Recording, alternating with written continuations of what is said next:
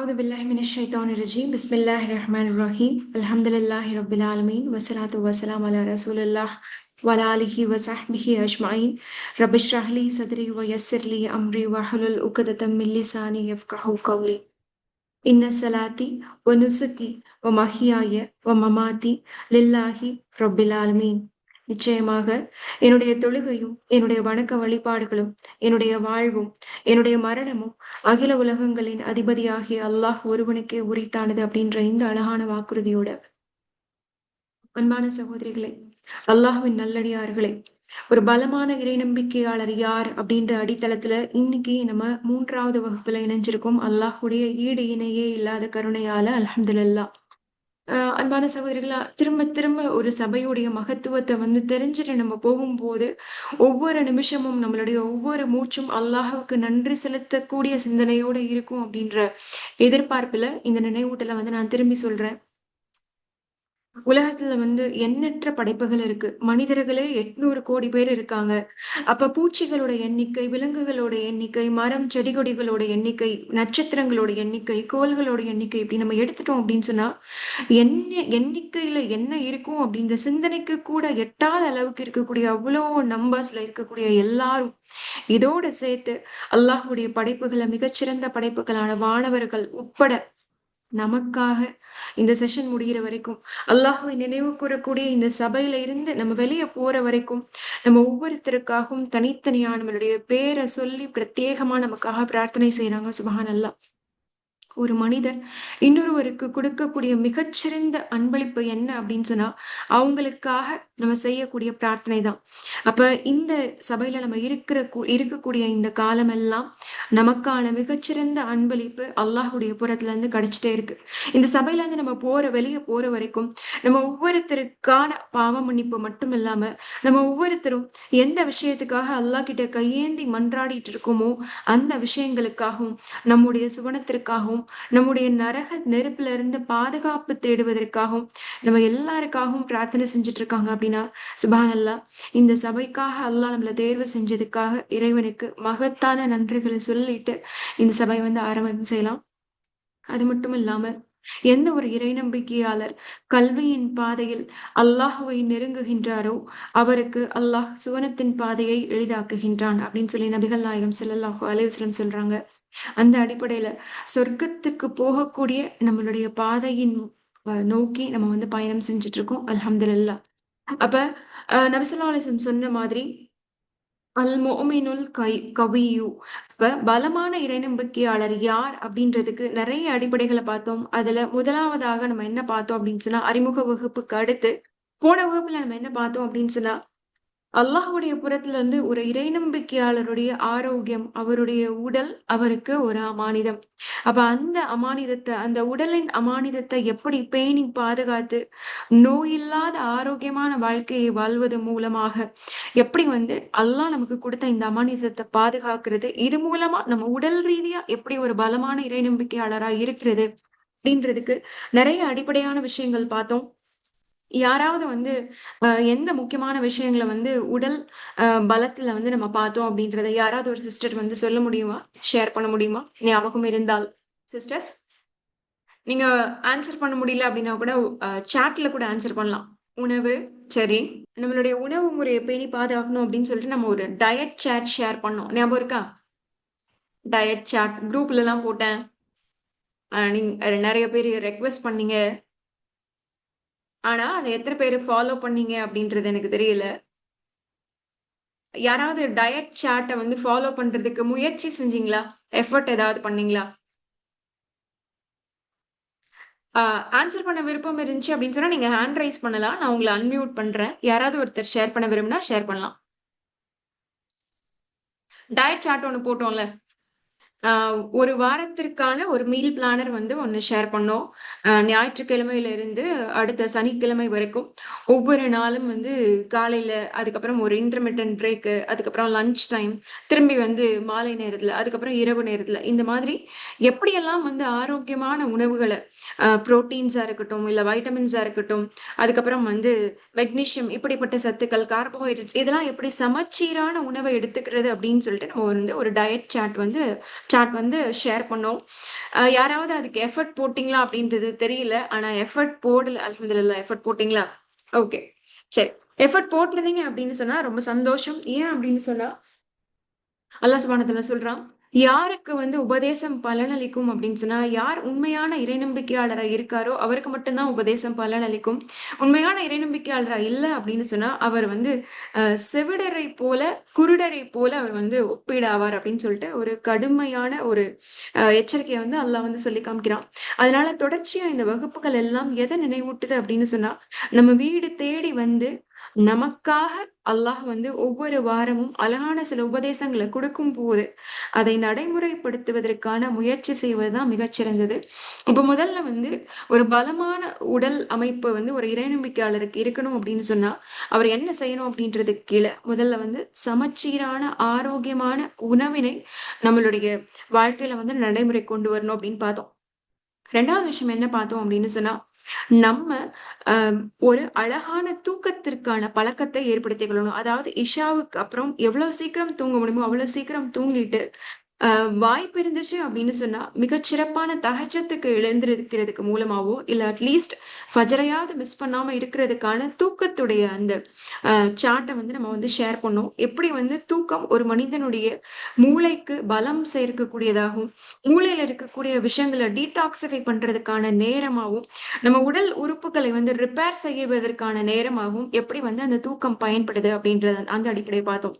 3வது விஷயம் என்ன பார்த்தோம் அப்படின்னு சொன்னா, ரொம்ப நேரம் இல்லன்னா கூட, அட்லீஸ்ட் ஒரு நாளைக்கு ஒரு 20 நிமிஷமாவது வீட்டுக்குள்ளேயே சின்ன உடற்பயிற்சி, இல்ல வந்து சின்ன வாக்கிங்காவது போவதன் மூலமாக, எப்படி வந்து அம் பயன்படுத்தாத இரும்பு துருப்பிடிச்சு போகுமோ, அது மாதிரி நம்மளுடைய உடம்ப துருப்பிடிக்கச் செய்யாம, அதை வந்து ஆற்றல் ஆற்றல் மிக்கதாக அத வொர்க்கிங் மூலமாக எப்படி வந்து ஒவ்வொரு தசையையும், எலும்புகளையும் நம்ம வந்து பலப்படுத்துறது அப்படின்ற அந்த உடற்பயிற்சியோட அடிப்படை பார்த்தோம். 4வது அடிப்படை என்ன பார்த்தோம் அப்படின்னு சொன்னா, ஒரு இறை நம்பிக்கையாளருடைய உடல் பலமாக இருக்கணும் அப்படின்னு சொன்னா, முதல்ல அவருடைய தூய்மையை அவர் வந்து கணக்குல கொள்ளணும். எப்படி வந்து தூய்மை ஈமான்ல பாதி அப்படின்ற அளவுக்கு இஸ்லாம் வந்து வெயிட்டேஜ் குடுக்குதோ, அத வந்து நம்மளுடைய வாழ்க்கையில வந்து நடைமுறைப்படுத்தக்கூடியவங்களா இருக்கணும். அப்படின்ற இந்த 4 அடிப்படைக்கும் முதலாவது விஷயமாக தூய்மையான நீயா இருக்கணும். நம்மளோட நீயா ரொம்ப இஹ்லாஸானதா இருக்கும். இந்த உடல் பலத்தின் மூலமாக நான் ஸ்ட்ராங், நான் வந்து ஹெல்தியா இருக்கேன் அப்படின்ற பெருமைக்கு பறைசாற்றுவதற்காக இல்லாம, என்னுடைய ரப்பு எனக்கு அமானிதமா குடுத்த இந்த உடல நான் திரும்பி அவன்கிட்ட கொண்டு போய் சேர்க்கிற காலம் வரைக்கும் பேணி பாதுகாக்கணும். இதன் மூலமாக இந்த உடலின் மூலமாக நெறைய நன்மையான விஷயங்களுக்கு என்னுடைய உடல் கருவியாக மாறணும் அப்படின்ற அழகான நீயாவோட இந்த 4 விஷயங்களை செய்யும்போது, கண்டிப்பாக ஒரு பலமான இறை நம்பிக்கையாளருக்கான முதல் தகுதியான உடல் பலம் அப்படின்ற விஷயத்த நம்மளால அட்டெயின் பண்ண முடியும் அப்படின்ற விஷயங்கள தான் வந்து போன வாரம் வந்து நம்ம வகுப்புல பார்த்தோம். அ தயவு செஞ்சு ஒவ்வொரு வகுப்புலயும் வந்து சொல்லக்கூடிய விஷயங்கள வந்து நீங்க நோட்ஸ் எடுத்துக்கோங்க. அதே மாதிரி குரூப்ல ஷேர் பண்ணக்கூடிய நோட்ஸ வந்து நீங்க வந்து பயன்படுத்திக்கோங்க அப்படின்றது வந்து என்னோட ரெக்வெஸ்ட். இதோட சேர்ந்து இன்னும் நெறைய விஷயங்கள பார்த்தோம். அதுல ஒரு முக்கியமான விஷயங்கள நான் சொல்லணும்னு நெனைக்கிறேன். நம்முடைய உடல் உறுப்புகள் ஒவ்வொன்றும் எவ்வளவு விலை மதிப்பில்லாதது. ஒரு கண்ணுடைய விலை என்ன? ஒரு இதயத்துடைய விலை என்ன? அப்படின்ற மாதிரி ஒவ்வொரு உறுப்புகளுடைய விலை என்ன? அப்படின்றத அடிப்படையில பார்க்கும்போது, நம்ம ஒரு தனி மனிதரே கோடிக்கணக்கான ரூபாய்களுக்கு மதிப்பானவர் அப்படின்ற விஷயத்தையும் நம்ம பார்த்தோம். அதனால தான் இது அமானிதம். இந்த அமானிதத்த நம்ம பேணணும் அப்படின்றத பார்த்தோம். இப்ப அதுக்கு அடுத்து பார்க்கிறோம் அப்படின்னு சொன்னா, ஒரு பலமான இறை நம்பிக்கையாளர் முதல்ல வந்து பலமான உடல் தகுதி கொண்டவரா இருக்கணும். ஏன் அப்படின்னா, அதுதான் சித்திரத்தை வரையக்கூடிய சுவருக்கு ஒப்பானது. அதுதான் வந்து முதல் இன்ஸ்ட்ருமெண்ட். அப்ப 2வது இன்ஸ்ட்ருமெண்ட் வந்து பலமான உள்ளத்திற்கு சொந்தக்காரர் அப்படின்றதா இருக்கிறதுக்கு முன்னாடி, பலமான அறிவாற்றலுக்கு சொந்தக்காரர் அப்படின்ற ஒரு விஷயத்தையும் கண்டிப்பா நம்ம வந்து கணக்குல எடுத்துக்கணும். 3வது விஷயம் ஒரு பலமான இதயத்திற்கு சொந்தக்காரர். 4வது விஷயம் ஒரு பலமான ஆன்மாவிற்கு சொந்தக்காரர். இப்ப அடுத்தடுத்த வகுப்புகள்ல இததான் நம்ம பார்க்க போறோம். அப்ப இன்னைக்கு நம்ம முதலாவதாக என்ன பார்க்க போறோம் அப்படின்னு சொன்னா, பலமான உடல் தகுதி கொண்ட ஒரு மனிதர் அடுத்து கவனம் செலுத்த வேண்டிய விஷயம் என்ன அப்படின்னு சொன்னா, பலமான அறிவாற்றல். அன்பான சகோதரிகளே, எல்லாருக்கும் இப்ப பரவலா வந்து உலகத்துல எந்த தேசத்துல போய் கேட்டாலும், what are Islamic women known for? இஸ்லாமிய பெண்கள், முஸ்லிம் பெண்கள் எதற்கு ரொம்ப பிரபலமானவங்க அப்படின்னு சொல்லி கேட்டோம் அப்படின்னு சொன்னா, ரொம்ப அவமானமான பதில் என்ன வருது தெரியுமா? அத வந்து பெருமையா எல்லாரும் சொல்றாங்க. ஆனா, அது நமக்கு நபி ஸல்லல்லாஹு அலைஹி வஸல்லம் அவர்களுடைய உம்மத்துக்கு ரொம்ப தலகுனிவான ஒரு பதிலா இருக்கு. என்ன என்ன பதில் சொல்றாங்கன்னு நீங்க நினைக்கிறீங்க? What are Islamic women known for? இஸ்லாமிய பெண்கள் எதற்கு பிரபலமானவர்கள் அப்படின்ற கேள்விக்கு என்ன பதில் வரும்னு நீங்க நினைக்கிறீங்க?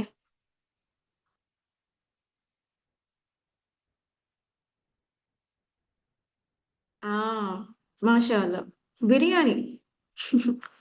எவ்வளவு கேவலமா இருக்கு தெரியுமா? இந்த பதில கேட்கும்போது. முஸ்லிம் பெண்கள் வந்து பிரியாணி செய்றதுல வந்து அவங்க எக்ஸ்பர்ட்ஸ். அவங்க சாப்பாடெல்லாம் வேற லெவல்ல இருக்கும். செமையா இருக்கும். ஒரு பாய் வீட்டுக்கு போனோம் அப்படின்னு சொன்னா நல்லா திருப்தியா சாப்பிடலாம். இல்ல ஒரு முஸ்லிம் கல்யாணத்துக்கு போனோம் அப்படின்னு சொன்னா செமையா சாப்பிடலாம். இதுதான் நமக்கான அடையாளமா? இந்த அடையாளத்த தான் நபி ஸல்லல்லாஹு அலைஹி வஸல்லம் நமக்காக விட்டுட்டு போனாங்களா? இல்ல இந்த அடையாளத்த மையப்படுத்தி தான் அல்லாஹ் வந்து குர்ஆன்ல வந்து பெண்களுடைய ஞானத்த வந்து அவ்வளவு மகத்துவப்படுத்தி சொல்றானா அப்படின்னா, ரொம்ப அவமானமா இருக்கு. ஏன் இந்த அடையாளம் ஏற்பட்டுச்சு அப்படின்னு கேட்டோம் அப்படின்னா, அப்படிப்பட்ட ஒரு அரைகுறையான வாழ்க்கை தான் நம்ம வாழ்ந்துட்டு இருக்கோம் சகோதரிகளா. ஒவ்வொரு நாளும் எந்திரிக்கிறோம். எந்திரிக்கையிலேயே வந்து நம்மளுடைய நெறைய பேருடைய மனசுல என்ன ஓடுது அப்படின்னு சொன்னா, இன்னைக்கு என்ன சமைக்கிறது? இன்னைக்கு என்ன சாப்பாடு செய்றது? அப்படின்றது தான் டீல ஆரம்பிச்சு நைட்டு தூங்க போறதுக்கு முன்னாடி குடிக்கிற பால் வரைக்கும் இருக்கக்கூடிய விஷயங்கள் தான். நம்ம ஒவ்வொருத்தருடைய வாழ்க்கையிலயும் பிரதானமா இருக்குது அப்படின்றது நமக்கான பெரிய தலைகுனிவு. ஏன் அப்படின்னு சொன்னா, நம்ம ஒவ்வொருத்தரும் இந்த வகுப்புல இருக்கக்கூடிய ஒவ்வொருத்தர் மட்டும் இல்லாம, உலகத்துல இருக்கக்கூடிய ஒவ்வொரு இஸ்லாமிய பெண்ணும் யாருடைய வம்சாவளியில வந்தவங்க, யாருடைய வழித்தோன்றல்கள்ல வந்தவங்க அப்படின்னு சொன்னா, ஹதீஜா ரதியல்லாஹு அன்ஹா, ஆயிஷா ரதியல்லாஹு அன்ஹா, ஃபாத்திமா அல் ஃபிஹ்ரி ரஹ்மத்துல்லாஹி அலைஹி இப்படி மிகச்சிறந்த ஞானமிக்க பெண்கள். அந்த அந்த பெண்களே அந்த ஒரு தனி மனிதரே ஒரு பல்கலைக்கழகம் போல செயல்பட்ட அந்த பெண்களுடைய வழித்தோன்றல்கள்ல வந்த நம்ம, இன்னைக்கு அறிவாளிகள் அப்படின்னு பேசப்படுறது இல்ல. நம்மளுடைய அறிவுக்காக, நம்மளுடைய ஞானத்துக்காக, நம்முடைய கல்வியுடைய ஆற்றலுக்காக நம்ம தெரியப்படுறோமா அப்படின்னு கேட்டா இல்ல. கேவலம் சாப்பிட்ட கொஞ்ச நேரத்துல வந்து மலமா முடிய போற நம்மளுடைய உணவு சமைக்கும் திறமைக்காக பேசப்படுறோம் அப்படின்னு சொன்னா, இத விட நம்மளுடைய உம்மத்துக்கு அவமானமான விஷயம் வேற எதுவுமாவே இல்ல அப்படின்ற அந்த வேதனையோட தான் இந்த தலைப்ப இந்த வகுப்புக்காக இன்னைக்கு வந்து தேர்வு செஞ்சிருக்கேன். அல்ஹம்துலில்லாஹ். அன்பான சகோதரிகளே, இப்ப நீங்க சொல்லுங்க. இப்ப நீங்க வாழ்றீங்கல்ல, உங்களுக்கு வந்து 30 வயசு இருக்கலாம், உங்களுக்கு 40 வயசு இருக்கலாம், உங்களுக்கு வயசு எத்தனையா வேணா இருக்கலாம். ஆனா, இந்த காலகட்டத்துல, இன்னைக்கு ஒவ்வொரு நாளும் உங்களுடைய ஒரு 24 மணி நேரத்துல எவ்வளவு நேரம் கல்வி கற்பதற்காக நீங்க செலவு செய்றீங்க? திக்ர் செய்றதுக்காக எவ்வளவு செலவு செய்றீங்க? இல்ல வந்து தொழுகுறதுக்காக எவ்வளவு இபாதத்துக்காக என்ன செலவு செய்றீங்கன்னு நான் கேட்கல. அ கல்வி கற்றுக்கொள்வதற்காக அது எந்த கல்வியாக வேணா இருக்கலாம். அது வந்து சயின்ஸா இருக்கலாம், மேத்ஸா இருக்கலாம், இல்ல வந்து மொழிகளா இருக்கலாம். அது ஒண்ணும் கவலை இல்ல. இல்ல வந்து அது வந்து குரானிய ஞானமாக இருக்கலாம், அல் குர்ஆனாக இருக்கலாம், இல்ல வந்து ஹதீத் கலையாக இருக்கலாம், ஃபிக்ஹாக இருக்கலாம், என்ன வேணா இருக்கலாம். கல்விக்காக நம்ம ஒவ்வொருத்தரும் ஒரு 24 மணி நேரத்துல எவ்வளவு நேரம் செலவு செய்றோம்? உங்ககிட்ட இருந்து எனக்கு இப்ப நேர்மையான பதில் வேணும். நீங்க சாட்ல வந்து ஆன்சர் பண்ணலாம். அது 5 நிமிஷமா இருந்தா கூட சரி.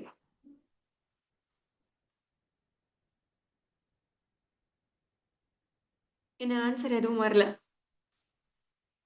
12 ஹார்ஸ் 12 மணி நேரம் கல்விக்காக செலவு செய்றீங்களா?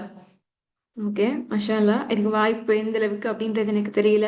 ஒருவேளை நீங்க வந்து ஃபுல் டைம் அ ஸ்டடி பண்ற ஸ்டூடெண்ட்டா இருக்கணும்னு நான் நெனைக்கிறேன். 2 ஹார்ஸ், 1 ஹார் சரி. அவ்வளோதானா? 15 மினிட்ஸா?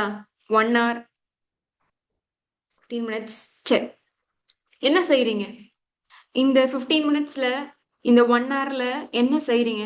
என்ன செய்றீங்க அப்படின்றதையும் நீங்க சொல்லுங்க. என்ன செய்றீங்க? 15 நிமிஷம் செலவு செய்றீங்க. இல்ல 1 மணி நேரம் டெய்லி வந்து கல்விக்காக நான் செலவு செய்றேன். ஓகே. நீங்க ஆலிமா கோர்ஸ் படிக்கிறவங்களா? ஓகே. அல் குர்ஆன் உடைய தஜ்வீத் படிக்கிறீங்க. சரி. ஆலிமா கோர்ஸ் படிக்கிறவங்கலாம் ஓகே. நீங்கலாம் விட்டுருங்க. வேற வேற ஆட்கள். அ ஒரு என்ன சொல்றது? சராசரியான லைஃப் லீட் பண்றோம்ல. அப்படிப்பட்டவங்க நீங்க வந்து நீங்க செலவு செய்யறேன் அப்படின்னு சொன்ன இந்த 15 நிமிஷமோ 1 மணி நேரமோ இதுல என்ன செய்றீங்க? கல்விக்காக நீங்க என்ன செய்றீங்க? குரான் ஓதி தர்ஜுமா படிக்கிறீங்க. அல்லாஹ்வ பற்றி அதிகமா தெரிஞ்சுக்கிறோம். ஓகே. Online course. சரி, சரி. பயான் கேட்கிறீங்க. சரி, ஓகே. இப்ப இதுல ஆன்சர் பண்ணாதவங்க இருக்கீங்கல்ல. 45 பேர் இருக்கோம் இன்னைக்கு வகுப்புல. இந்த 45 பேர்ல இப்போ ஒரு 8 பேர் ஆன்சர் பண்ணியிருக்கீங்க. ஆன்சர் பண்ணாத அந்த 37 பேரு யோசிச்சு பாருங்க. ஒரு நாளைக்கு 1440 நிமிஷம் இருக்கு. அந்த 1440 நிமிஷத்துல வெறும் 4 நிமிஷம் கூட அல்லாஹ் உன்னதமானது அப்படின்னு சொல்லக்கூடிய இந்த கல்விக்காக நம்ம செலவு செய்யறது இல்லையா? நேரம் செலவு செய்ய விருப்பம் இல்லையா? இல்ல கல்வி கத்துக்கிறதுலயே ஆர்வம் இல்லையா? இல்ல இதெல்லாம் எதுக்கு அப்படின்னு சொல்லிட்டு, இதெல்லாம் நமக்கு தேவையே இல்ல அப்படின்னு சொல்லிட்டு, நம்ம வந்து அதுக்கான எஃபர்ட்டே எடுக்கிறது இல்லையா? சிந்திச்சு பார்க்கக்கூடிய மனிதர்களா இருக்கணும் அப்படின்றதுக்காக அல்லாஹ் சுப்ஹானஹு வ தஆலா இன்னைக்கு நம்மள இந்த வகுப்புக்கு கூட்டிட்டு வந்திருக்கான் அப்படின்னு நான் நினைக்கிறேன். அப்ப அன்பான சகோதரிகளா, இப்ப இன்னைக்கு செஷனுக்குள்ள போயிட்டு கல்வியுடைய முக்கியத்துவத்த வந்து நம்ம தெரிஞ்சுக்கிறதுக்கு முன்னாடி, நம்ம ஒரு சின்ன அசஸ்மென்ட் எடுத்துக்கலாம் அப்படின்னு நினைக்கிறேன். உங்க கையில நோட் புக்கும், பேப்பரும் இருந்துச்சு அப்படின்னு சொன்னா, ஒரு நிமிஷம் அந்த நோட் புக்கையும், பேப்பரையும் ஓப்பன் பண்ணிக்கோங்க. நம்மளுடைய அறிவாற்றல்.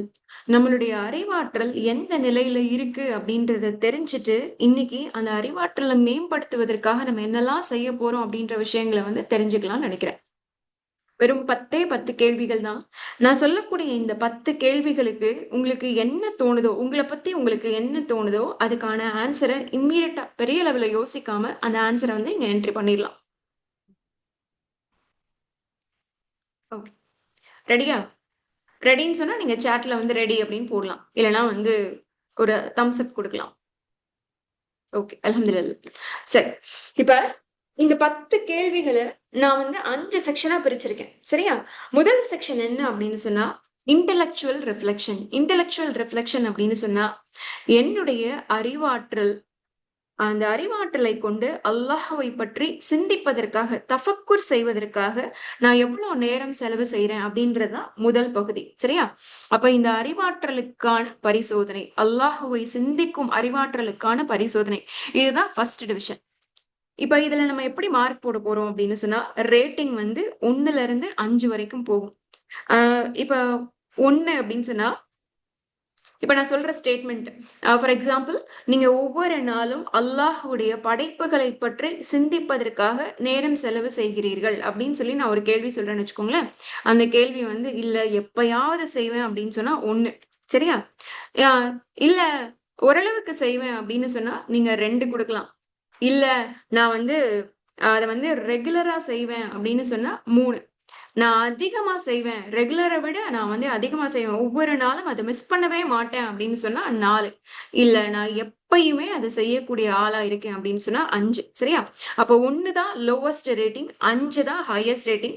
இதுக்கு நடுவுல நீங்க ஆவரேஜா இருந்தீங்கன்னா 3 குடுக்கலாம். இல்ல ஆவரேஜ விட அதிகமா இருந்தீங்க அப்படின்னா 4 குடுக்கலாம். இல்ல தொடர்ச்சியா செய்வீங்க அப்படின்னா 5 குடுக்கலாம். இதுதான் வந்து இந்த ரேட்டிங் ப்ராசஸ். ஸ்டார்ட் பண்ணலாமா? ஓகே. அப்ப ஃபர்ஸ்ட் கேள்வி என்ன அப்படின்னு சொன்னா, அல்லாஹ்வை நினைக்கும் அறிவாற்றலுக்கான பரிசோதனை. அதுல முதல் கேள்வி, ஒவ்வொரு நாளும் அல்லாஹ்வின் படைப்புகளை சிந்தித்துப் பார்ப்பதற்கும், அந்த படைப்புகளிலிருந்து என்னுடைய வாழ்க்கைக்கு என்ன படிப்பினை கிடைக்கின்றது அப்படின்றதுக்கும் நான் நேரம் செலவு செய்றேன்.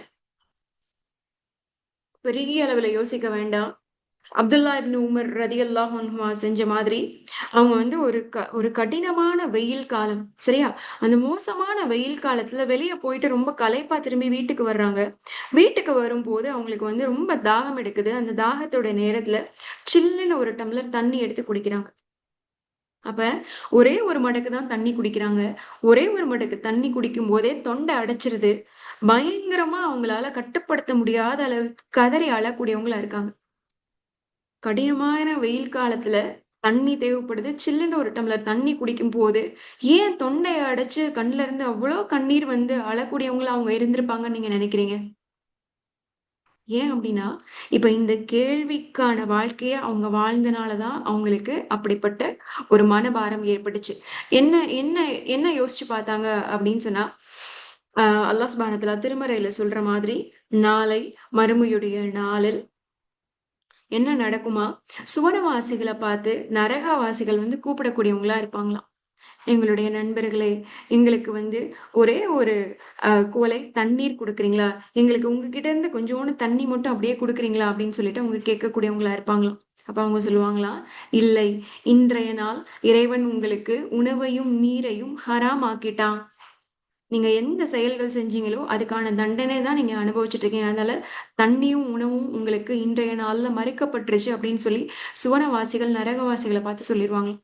அப்ப இந்த நேரத்துல அவங்க இந்த கடுமையான வெப்பத்துல தண்ணி குடிக்கும் போது அவங்க நினைப்பாங்களாம், யா அல்லாஹ், நாளைக்கு எங்களுடைய நிலை என்னவா இருக்கும் அப்படின்றது தெரியல. ஆனா இன்னைக்கு நாங்க நினைச்சோன இந்த கடுமையான வெப்பத்துல இந்த ஒரு டம்ளர் தண்ணி இவ்வளவு ஆற்றல் கொண்டதா இருக்கே. நாளைக்கு கடுமையான வெப்பத்தை கொண்ட அந்த நரக நெருப்புல இந்த தண்ணி எங்களுக்கு கிடைக்காம போயிருமே. இந்த தண்ணிக்காக நாளைக்கு ஒருவேளை நரகத்துல இருக்கக்கூடிய மனிதர்கள் ஏங்கக்கூடிய நிலையில நாங்களும் இருப்போமோ அப்படின்னு சொல்லி இந்த ஒரு மடக்கு தண்ணியுடைய அருளை இது அல்லாஹ்வுடைய புறத்துல இருந்து கிடைத்த அருள் அப்படின்னு சொல்லி சிந்திச்சு பார்த்ததுனால அவங்களுடைய இதயம் ஒரு நிமிஷம் நிற்கக்கூடியதா இருந்துச்சு.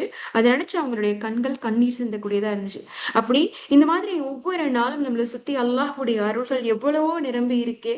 எந்த அருளையாவது ஒரு நிமிஷம் நின்னு நிதானிச்சு யோசிக்க கூடியவர்களா நம்ம இருக்கோமா அப்படின்றதா இந்த கேள்வி. இப்ப இந்த கேள்விக்கு நீங்க வந்து ஆன்சர் மார்க் போட்டுக்கலாம். நம்பர் 1 ஃபர்ஸ்ட் கொஸ்டின் போட்டுட்டு, இந்த கொஸ்டினுக்கு எப்பயாவது தான் செய்வேன் அப்படின்னு சொன்னா 1 மார்க்கு. இல்ல எப்பயுமே நான் செய்யக்கூடியவங்களா இருப்பேன். என்ன செஞ்சாலும் இது அல்லாஹ்வுடைய புறத்துல இருந்து எனக்கு கிடைச்சிருக்கு அப்படின்னு சொல்லி நான் யோசிச்சு பார்ப்பேன் அப்படின்னு சொன்னா நீங்க 5 போடலாம். ஓகே. அடுத்த அடுத்த கேள்விக்கு போலாமா? 2வது கேள்வி 2வது கேள்வி என்ன அப்படின்னு சொன்னா, என்னுடைய வாழ்க்கையில அன்றாடம் நடக்கக்கூடிய நிகழ்வுகள்ல என்ன நடந்தாலும் நான் ஏதாவது செய்யறதுக்கு முன்னாடி ஒரு நிமிஷம் நின்னு இத நான் செஞ்சா அல்லாஹ்வுக்கு பிடிக்குமா அப்படின்னு சொல்லி இத நான் செய்யறது மூலமா அல்லாஹ்வுடைய அன்பை நான் பெறுவேனா அப்படின்றத யோசிச்சுதான் நான் செய்யறேன். ஃபார் எக்ஸாம்பிள், இப்ப வந்து நமக்கு டிவி பார்க்கணும்னு ரொம்ப ஆசையா இருக்கு. சரியா? ஏதாவது வெப் சீரிஸோ இல்ல ஒரு நாடகமோ பார்க்கணும்னு ரொம்ப ஆசையா இருக்கு. ஆனா அது மக்ரிபுடைய நேரம்.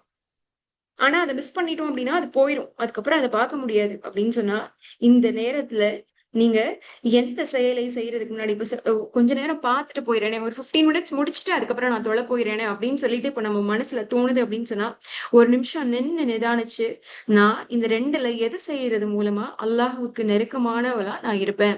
நான் தொழுகையுடைய வக்த மிஸ் பண்ணிட்டு அந்த அளவுக்கு நான் அந்த டிவி பார்க்குறேனா, இல்ல ஒரு ஃபோன் கால் அட்டெண்ட் பண்றதே யோசிச்சு பார்ப்போமே. நான் வந்து சலாவ முடிச்சுட்டு அப்புறமா பேசுறேன் அப்படின்ற மாதிரியோ, இல்ல நீங்க என்ன செய்யறதா இருந்தாலும் ஒரு நிமிஷம் நின்னு நான் இத செய்யறது மூலமா இது அல்லாஹ்வுக்கு விருப்பத்திற்குரிய செயலா இருக்குமா அப்படின்னு யோசிச்சு செய்றோமா?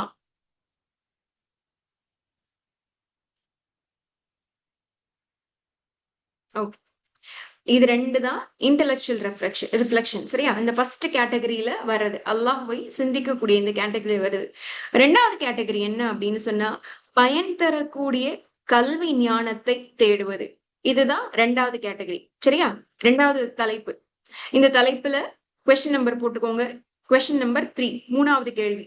3வது கேள்வி என்ன அப்படின்னு சொன்னா, நான் உலக கல்வியோ அல்லது மார்க்கம் சார்ந்த கல்வியோ எதுவா வேணா இருக்கட்டும். 2ம் ஒண்ணுதான். 2யும் பிரிவினைப்படுத்தி பார்க்கிறதுல வந்து அர்த்தமே இல்ல. ஆனாலும் சொல்றேன். சயின்ஸ், மேத்ஸ் இல்ல அப்படின்னு சொன்னா வேற ஏதாவது கோர்சஸ் இந்த மாதிரி விஷயங்களோ, இல்ல வந்து குர்ஆன், ஃபிக்ஹ், ஹதீத் இந்த மாதிரி மார்க்கம் சார்ந்த விஷயங்களோ, இப்ப இதுல இப்படி தொடர்ச்சியாக கல்வி கற்பதற்கு நான் தினமும் நேரம் செலவு செய்கிறேன். இதுதான் வந்து 3வது கேள்வி. I make time regularly to learn something beneficially. பயன் தரக்கூடிய ஏதோ ஒரு விஷயத்த கற்கிறதுக்கு நான் தினமும் நேரம் செலவு செய்றேன். அது வந்து வாட்ஸ்அப் குரூப்பா இருக்கலாம். ஏதாவது வாட்ஸ்அப் குரூப்ல சிஸ்டர்ஸா சேர்ந்து கல்வி கத்துக்கக்கூடிய விஷயமா இருக்கலாம். ஓகேவா? சரி. இத நீங்க செய்றீங்க அப்படின்னு சொன்னா, அதுக்கு ஏத்த மாதிரி மார்க் போட்டுக்கோங்க. சாட்லலாம் மார்க் போட வேணாம். நீங்க வந்து உங்களோட பேப்பர்ல மட்டும் மார்க் போட்டுக்கோங்க. ஓகே. 4வது விஷயம் என்ன அப்படின்னு சொன்னா, 4வது கேள்வி என்ன அப்படின்னா, நீங்க ஏதோ ஒரு விஷயத்த படிக்கிறீங்கன்னு வச்சுக்கோங்களேன். உங்களுக்கு ஏதோ ஒரு இன்ஃபர்மேஷன் கிடைக்குது. உங்களுக்கு கிடைக்கக்கூடிய அந்த இன்ஃபர்மேஷன அடுத்தவங்களோட பகிர்றதுக்கு முன்னாடி, அது ஒரு ஹதீதா கூட இருக்கட்டுமே. இப்ப "தாயின் காலடியில் சுவனம் இருக்கு" அப்படின்ற அந்த ஹதீத் வந்து அது வந்து நபி ஸல்லல்லாஹு அலைஹி வஸல்லம் சொன்ன ஹதீத். ஆனா வந்து அதோடைய பின்தொடர்ச்சி பார்த்தோம் அப்படின்னு சொன்னா, அது வந்து கொஞ்சம் தயீஃபானது, பலகீனமான தொடர்ச்சி இருக்கு அப்படின்னு சொல்லிட்டு அதுக்கு வந்து ஒரு கருத்து இருக்கு. அப்ப ஃபார் எக்ஸாம்பிள் இப்ப இந்த ஹதீதே நம்ம ஷேர் பண்றோம் அப்படின்னு சொன்னா, அத ஷேர் பண்றதுக்கு முன்னாடி இதோடைய சோர்ஸ் என்ன? இது எங்க இருந்து வந்திருக்கு? இது ஆதாரப்பூர்வமானது தானா? அப்படின்னு சொல்லிட்டு வெரிஃபை பண்ணிட்டு, அந்த அதோடைய ஆதாரத்த வந்து செக் பண்ணிட்டு, அதுக்கப்புறமா நம்பகமானது தான் அப்படின்றது தெரிஞ்சதுக்கு அப்புறம் ஷேர் பண்றீங்களா? இல்ல என்ன கிடைச்சாலும் உடனே பலருக்கு ஷேர் பண்ணி விட்டுறீங்களா? அப்படின்னு கேட்கறாங்க. இப்ப இதுக்கு நீங்க எப்படி ஆன்சர் பண்ணணும் அப்படின்னு சொன்னா, எனக்கு ஒரு செய்தி கிடைச்சுச்சு அப்படின்னா, இது நம்பகமான செய்தி தானா அப்படின்றத நான் செக் பண்ணிட்டு, நான் அப்புறமா தான் ஷேர் பண்றேன். அப்படின்னா 5 போடலாம். இல்ல, இல்ல எனக்கு கிடைச்சோனே நான் போட்டு விட்டுருவேன் அப்படின்னு சொன்னா, நீங்க வந்து 1 போட்டுறலாம். இல்ல நான் எப்பயாவது செக் பண்ணுவேன் அப்படின்னு சொன்னா 2ஓ, 3ஓ உங்களுடைய ஆத்தென்டிசிட்டிக்கு ஏத்த மாதிரி நீங்க வந்து மார்க் போட்டுக்கலாம். சரி. 4 கேள்வி முடிச்சுட்டோமா? ஆ. 3வது தலைப்பு என்ன அப்படின்னு சொன்னா, எமோஷனல் அண்ட் சோசியல் விஸ்டம். நம்மளுடைய போன வாரத்துல வந்து சுமை ஆலிமா எடுத்தாங்கல்ல, எமோஷனல் இன்டெலிஜென்ஸ். நம்மளுடைய ம் நம்மை நாமே புரிந்து கொள்ளக்கூடிய தன்மையும், நாம் பிறரை புரிந்து கொள்ளக்கூடிய தன்மையும், நம்மை கையாண்டு பிறரையும் கையாளக்கூடிய அந்த எமோஷனல் இன்டெலிஜென்ஸ் பத்தி நீங்க போன வாரம் ஃபுல்லா நெறைய பார்த்தீங்க. அப்ப அந்த மாதிரி emotional intelligence plus social wisdom, என்னுடைய மனம் சார்ந்த பலமும், நான் அத எப்படி சமூகத்துல கொண்டு போய் நடைமுறைப்படுத்துறேன் அப்படின்றதுக்கான ஹிக்மா. அந்த ஹிக்மாவ தான் இப்ப நம்ம வந்து 3வது தலைப்பு கீழ பார்க்க போறோம். இப்ப கேள்வி எத்தனாவது கேள்வி? 5வது கேள்வி. கொஸ்டின் நம்பர் 5 போட்டுக்கோங்க. Question number 5. இந்த கேள்வி என்ன அப்படின்னு சொன்னா, நான் சில நேரங்கள்ல கோவத்தையும், இல்ல முரண்பாடுகளையும் அமைதியாக நல்ல முறையில தான் நான் வந்து கையாள்றேன். நல்ல முறையில தான் நான் வெளிப்படுத்துறேன். இப்ப இந்த செஷன் ஸ்டார்ட் பண்ணும்போதே, சிலர் வந்து அன்மியூட்ல இருந்தீங்க. அன்மியூட்ல இருக்கும்போதே ஏதோ ஏதோ அந்த சைடு என்ன டிஸ்பியூட்ன்னு தெரியல. ஆனா பயங்கரமா கத்துனீங்க. கோவமா வந்து கத்துனீங்க ஒவ்வொருத்தர் 2 பேரு. இப்ப இந்த மாதிரி உங்களுக்கு கோபம் வரக்கூடிய அந்த நேரங்கள்ல, நபி ஸல்லல்லாஹு அலைஹி வஸல்லம் சொன்ன மாதிரி, அதை மதிநுட்பத்தோட அமைதியாக கையாளக்கூடியவங்களா நீங்க, இல்ல வந்து ஒரு மனஸ்தாபமே இருக்கு அப்படின்னு சொன்னா, அத நல்ல முறையில கையாளக்கூடியவங்களா நீங்க அப்படின்றது தான் 5வது கேள்வி.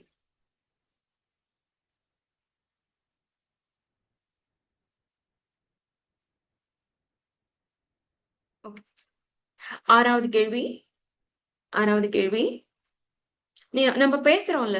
நம்ம பேசும்போது எப்படிப்பட்ட வார்த்தைகளை நாம் தேர்வு செய்றோம் அப்படின்றது தான் இந்த கேள்வி. நம்ம பேசும்போது அடுத்தவர்களுடைய மனதுக்கு ஆறுதல் தர்ற மாதிரி, இல்ல அடுத்தவங்களுக்கு வந்து வழிகாட்டுற மாதிரி நல்ல வார்த்தைகள பயன்படுத்துறோமா?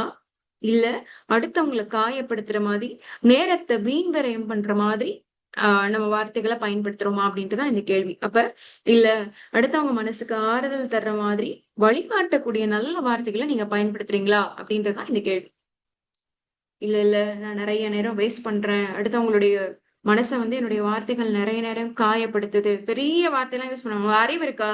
அப்படின்ற ஒரு வார்த்தை கூட சிலருடைய மனத வந்து காயப்படுத்த அளவுக்கு வந்து மோசமானது.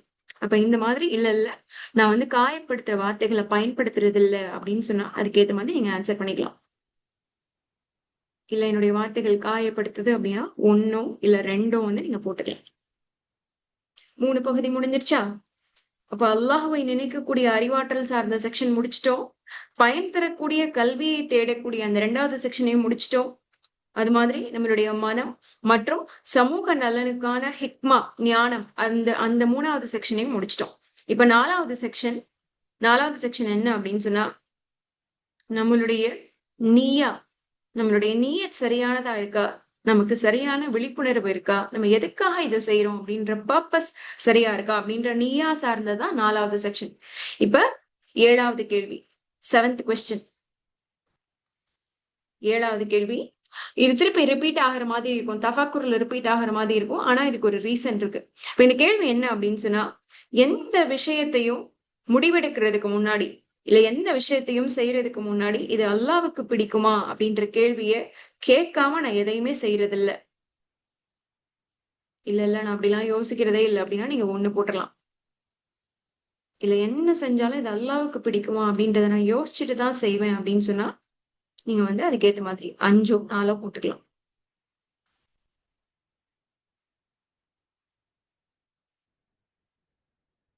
ஓகே. 8வது கேள்வி. நான் எந்த விஷயம் செய்தாலும், இது மறுமையில எனக்கு என்ன பலன குடுக்கும் அப்படின்ற மறுமைய தான் யோசிப்பேனே தவிர, உலகத்துல இப்போதைக்கு எனக்கு என்ன கிடைக்கும் அப்படின்றத நான் யோசிக்க மாட்டேன். அப்ப எது செய்தாலும் நான் மறுமையில கிடைக்கக்கூடிய பலனையே யோசிப்பவள் அப்படின்னு சொன்னா, அதுக்கேத்த மாதிரி நீங்க ஆன்சர் பண்ணிக்கோங்க. மறுமைலாம் யாருங்க நினைக்கிறது? இப்போதைக்கு சரியா இருக்கா? அர்ஜென்ட்டா எமர்ஜென்சியா பைசா தேவைப்படுதா? கையில நகை இருக்கு. அத கொண்டு போய் அடகு வச்சுட்டு பாத்துக்கலாம். அப்புறமா அல்லாட்ட தௌபா செஞ்சுக்கலாம்.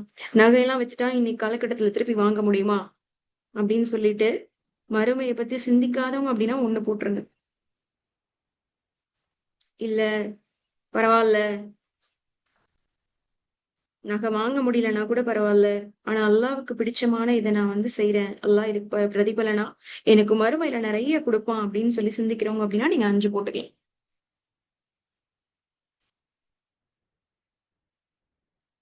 ஓகே. 4 செக்ஷன் முடிச்சுட்டோம். 8 கேள்விகள் முடிச்சுட்டோம். இப்ப 5வது செக்ஷன் என்ன அப்படின்னு சொன்னா, இவ்வளவு ஞானங்களையும் நம்ம நடைமுறைப்படுத்தக்கூடிய செயல்பாடு எப்படி இருக்கு? ஞானத்தை நடைமுறைப்படுத்தும் செயல்பாடு தான் 5வது செக்ஷன். இப்ப என்ன அப்படின்னா, இப்ப 9வது கேள்வி. நான் குரானிலும், சுன்னாவிலும் கற்கக்கூடிய விஷயங்களை, படிக்கக்கூடிய விஷயங்களை என்னுடைய வாழ்க்கையில அன்றாடம் நான் நடைமுறைப்படுத்துறேன்.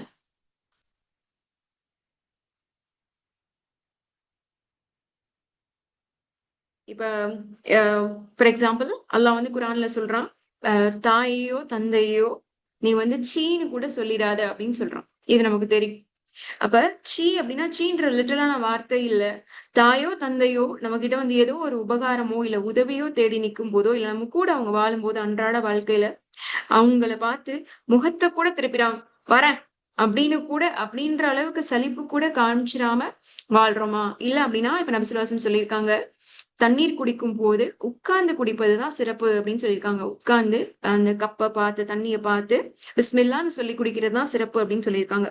இப்ப இந்த மாதிரி சின்ன சின்ன விஷயங்களை கூட நம்ம வாழ்க்கையில நடைமுறைப்படுத்துறோமா? எப்பயுமே நடைமுறைப்படுத்துறோமா அப்படின்றதான் கேள்வி. 9வது கேள்வி. 10வது கேள்வி. 10வது கேள்வி கடைசி கேள்வி என்ன அப்படின்னா, நான் கல்வி கத்துக்கிறேன்ல, இல்லைன்னா எனக்கு சில விஷயங்கள் தெரிஞ்சிருக்குல்ல, எனக்கு தெரிஞ்ச இந்த விஷயத்த நான் அடுத்தவங்களோட பகிர்ந்துக்கிறேனா? எனக்கு ஒரு நல்ல விஷயம் தெரிஞ்சா கூட அந்த நல்ல விஷயத்த அடுத்தவங்களோடய நான் பகிர்ந்துக்கிறேனா? மித்தவங்களுக்கும் இத நான் சொல்லி தரேனா? அவங்களோட நான் ஷேர் பண்ணிக்கிறேனா? அப்படின்றதான் 10வது கேள்வி. சரி. அல்ஹம்துலில்லாஹ். அப்ப 5 செக்ஷனுக்கு கீழ 10 கேள்விகள் நம்ம பார்த்துட்டோம். இப்ப நீங்க வந்து டோட்டல் போடலாம். சாட்லலாம் டோட்டல் மார்க்லாம் போட வேணாம். உங்களோட பேப்பர்ல மட்டும் டோட்டல் போடுங்க. உங்களுடைய குறைந்தபட்ச ஸ்கோர் 10ஆ இருக்கலாம். இல்ல அதிகபட்ச ஸ்கோர் 50ஆ இருக்கலாம். 10ல இருந்து 50க்குள்ள ஏதோ ஒரு மார்க் உங்களுக்கு இப்ப இருக்கும். ஓகே. டோட்டல் பண்ணிட்டீங்களா? ஸ்கோர் சார்ட் சொல்லலாமா? சரி. இப்ப ஆம், மேல இருந்து வருவோம். இப்ப உங்களுடைய மார்க் போடாதீங்கன்னு சொன்னேனே சாட்ல. சாட்ல மார்க் ஷேர் பண்ணாதீங்க. சரியா? இப்ப உங்களுடைய உங்களுடைய ஸ்கோர், உங்களுடைய இன்டெலக்சுவல் ஸ்கோர், ஐக்யூ ஸ்கோர் 40ல இருந்து 50க்குள்ள இருந்துச்சு அப்படின்னு சொன்னா 40ல இருந்து 50க்குள்ள இருந்துச்சு அப்படின்னு சொன்னா, நீங்க ஏற்கனவே ஒரு பலமான இறை நம்பிக்கையாளர். அறிவாற்றல்ல பலமான இறை நம்பிக்கையாளர். உங்களுடைய ஞானத்த வந்து நல்ல விஷயங்களுக்காக நீங்க பயன்படுத்துவதோடு மட்டும் இல்லாம, அத பிறரோட பகிர்ந்துக்கிற கூடிய ஒரு அழகான தன்மையும் உங்களுக்கு இருக்கு. அல்ஹம்துலில்லாஹ். இத இப்படியே நீங்க வந்து தக்க வச்சுக்கலாம். ஒருவேளை உங்களுடைய ஸ்கோர் 30ல இருந்து 39க்குள்ள இருக்கு அப்படின்னு சொன்னா உங்களுக்கு ஏற்கனவே ஒரு நல்ல அஸ்திவாரம் இருக்கு, குட் ஃபவுண்டேஷன் இருக்கு. அப்ப நீங்க என்ன செய்யலாம் அப்படின்னு சொன்னா, இந்த அழகான அஸ்திவாரத்தோட இந்த அடிப்படையோட சேர்ந்து இதை இன்னும் எப்படி டீப்பன், இதை இன்னும் எப்படி வந்து ஆழமாக்கிக்கிறது அப்படின்னு சொல்லிட்டு நீங்க வந்து அழகான முறையில கல்வி கத்துக்கிற கூடிய இந்த முயற்சியை பலப்படுத்தலாம். ஒருவேளை நீங்க உங்களோட ஸ்கோர் 20ல இருந்து 29க்குள்ள இருக்கு அப்படின்னா, நம்ம வந்து வளர்ச்சியோட ஸ்டேஜ்ல இருக்கும், டெவலப்பிங் ஸ்டேஜ்ல இருக்கும். இப்பதான் வந்து சின்ன ஒரு குழந்தை வந்து எப்படி அடுத்தடுத்து அடி எடுத்து வச்சு நடக்குதோ அது மாதிரி இந்த டெவலப்மெண்ட் ஸ்டேஜ்ல இருக்கும். நமக்கு அதிகமான சிந்தனை ஆற்றல் வேணும், நிறைய யோசிக்கணும், நிறைய யோசிச்சு நம்மளுடைய முயற்சிகளை வந்து வளமையாக்கிக்கிற கூடிய பாதையில வந்து நம்ம பயணிக்கணும். ஒருவேளை நம்மளுடைய ஸ்கோர் 20க்கு கீழே இருக்கு அப்படின்னு சொன்னா நம்ம அபாயமான கட்டத்துல இருக்கோம். என்ன அபாயமான கட்டத்துல இருக்கும்? அல்லாஹுக்கும் நமக்குமான அந்த பந்தம் இருக்குல்ல, அந்த பந்தத்துல வந்து எங்கேயோ விரிசல் இருக்கு, எங்கேயோ தொய்வு இருக்கு. அதனால ஸ்டாப் பண்ணி அல்லாஹோட நெருங்கணும் அப்படின்னு சொன்னா ஒரு இறைநம்பிக்கையாளர் செய்ய வேண்டிய விஷயம் அல்லாஹுவை பற்றி அவருடைய அறிவை மேன்மைப்படுத்திக்கிட்டது, வளர்த்துக்கிறது. அப்ப ஒரு நிமிஷம் நின்னு நிதானிக்க வேண்டிய கட்டத்துல இருக்கும் யாருக்கெல்லாம் ஸ்கோர் 20க்கு கீழே இருக்கும். அப்ப இந்த முயற்சியை எப்படி பலப்படுத்துறது அப்படின்றதுதான் இன்ஷா அல்லாஹ் இன்றைய வகுப்புல வந்து நம்ம பார்க்க போறோம். ஓகேவா? சரி, பாருங்க.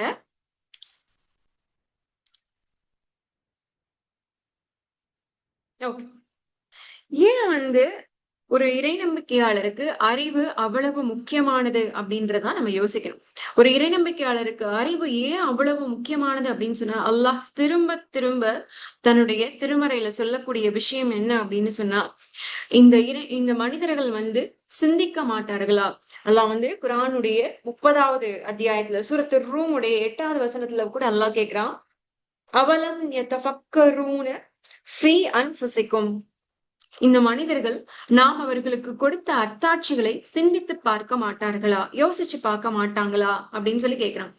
அப்புறம் அல்லாஹ் கேக்குறான், ஆஹ் 36வது அத்தியாயத்துல 68வது வசனத்துல அல்லாஹ் கேக்குறான், அவலா யாக்கிலூன், அவர்கள் இதை யோசிச்சு பார்க்க மாட்டாங்களா, ஏன் இதெல்லாம் நடக்குது அப்படின்றத வந்து கொஞ்சம் சிந்திக்க மாட்டாங்களா அப்படின்னு சொல்லி எல்லாம் கேக்குறான். இப்ப இதுல இருந்து நமக்கு என்ன என்ன தெரியுது அப்படின்னு சொன்னா, நிறைய மதங்கள்ல பாத்தீங்க அப்படின்னா இதுதான் சட்டம், இந்த சட்டத்தை நீ ஃபாலோ பண்ணணும் அப்படின்ற கட்டளைகள் தான் இருக்கு. ஆனா உலகத்திலேயே ஒரே ஒரு மார்க்கம் இருக்கு, ஒரே ஒரு வாழ்க்கை வழிமுறை இருக்கு. அந்த வழிமுறை எந்த சட்டமாக இருந்தாலும் இதை நீங்க யோசிச்சு பாருங்க, சிந்திச்சு பார்த்து உங்களுடைய அறிவை கொண்டு அதை திங்க் பண்ணி அதுக்கப்புறமா நீங்க ஆக்ட் பண்ணுங்க, நீங்க சிந்திச்சு செயல்படுங்க அப்படின்னு சொல்லக்கூடிய மார்க்கம் எது அப்படின்னு சொன்னா அது இஸ்லாமிய மார்க்கம் மட்டும்தான். மாஷா அல்லாஹ். அப்ப அப்படிப்பட்ட ஒரு அழகான மார்க்கம் நமக்கு வந்து அக்குல் அப்படின்னு சொல்லக்கூடிய இந்த இன்டெலிஜென்ஸ், அறிவாற்றல் அப்படின்றதுடைய முக்கியத்துவத்தை நமக்கு திரும்ப திரும்ப வலியுறுத்திட்டே இருக்கக்கூடிய ஒரு அழகான மார்க்கத்துலதான் நம்ம இருக்கோம்.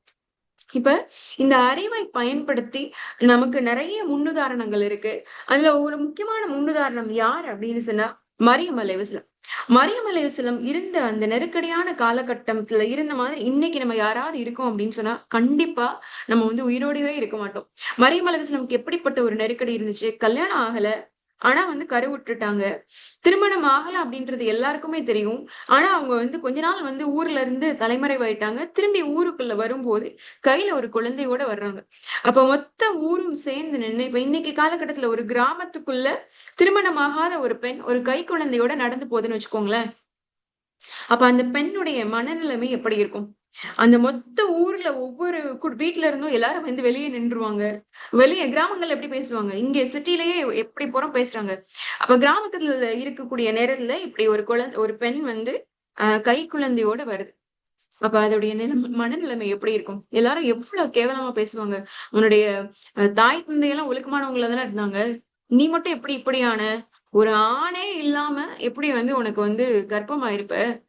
உனக்கு வந்து இப்படி வந்து குழந்தை கிடைச்சிருக்கும் அப்படின்னு சொல்லிட்டு எவ்வளவு கேவலமா அருவருப்பா வந்து பேசக்கூடிய ஒரு சூழல்.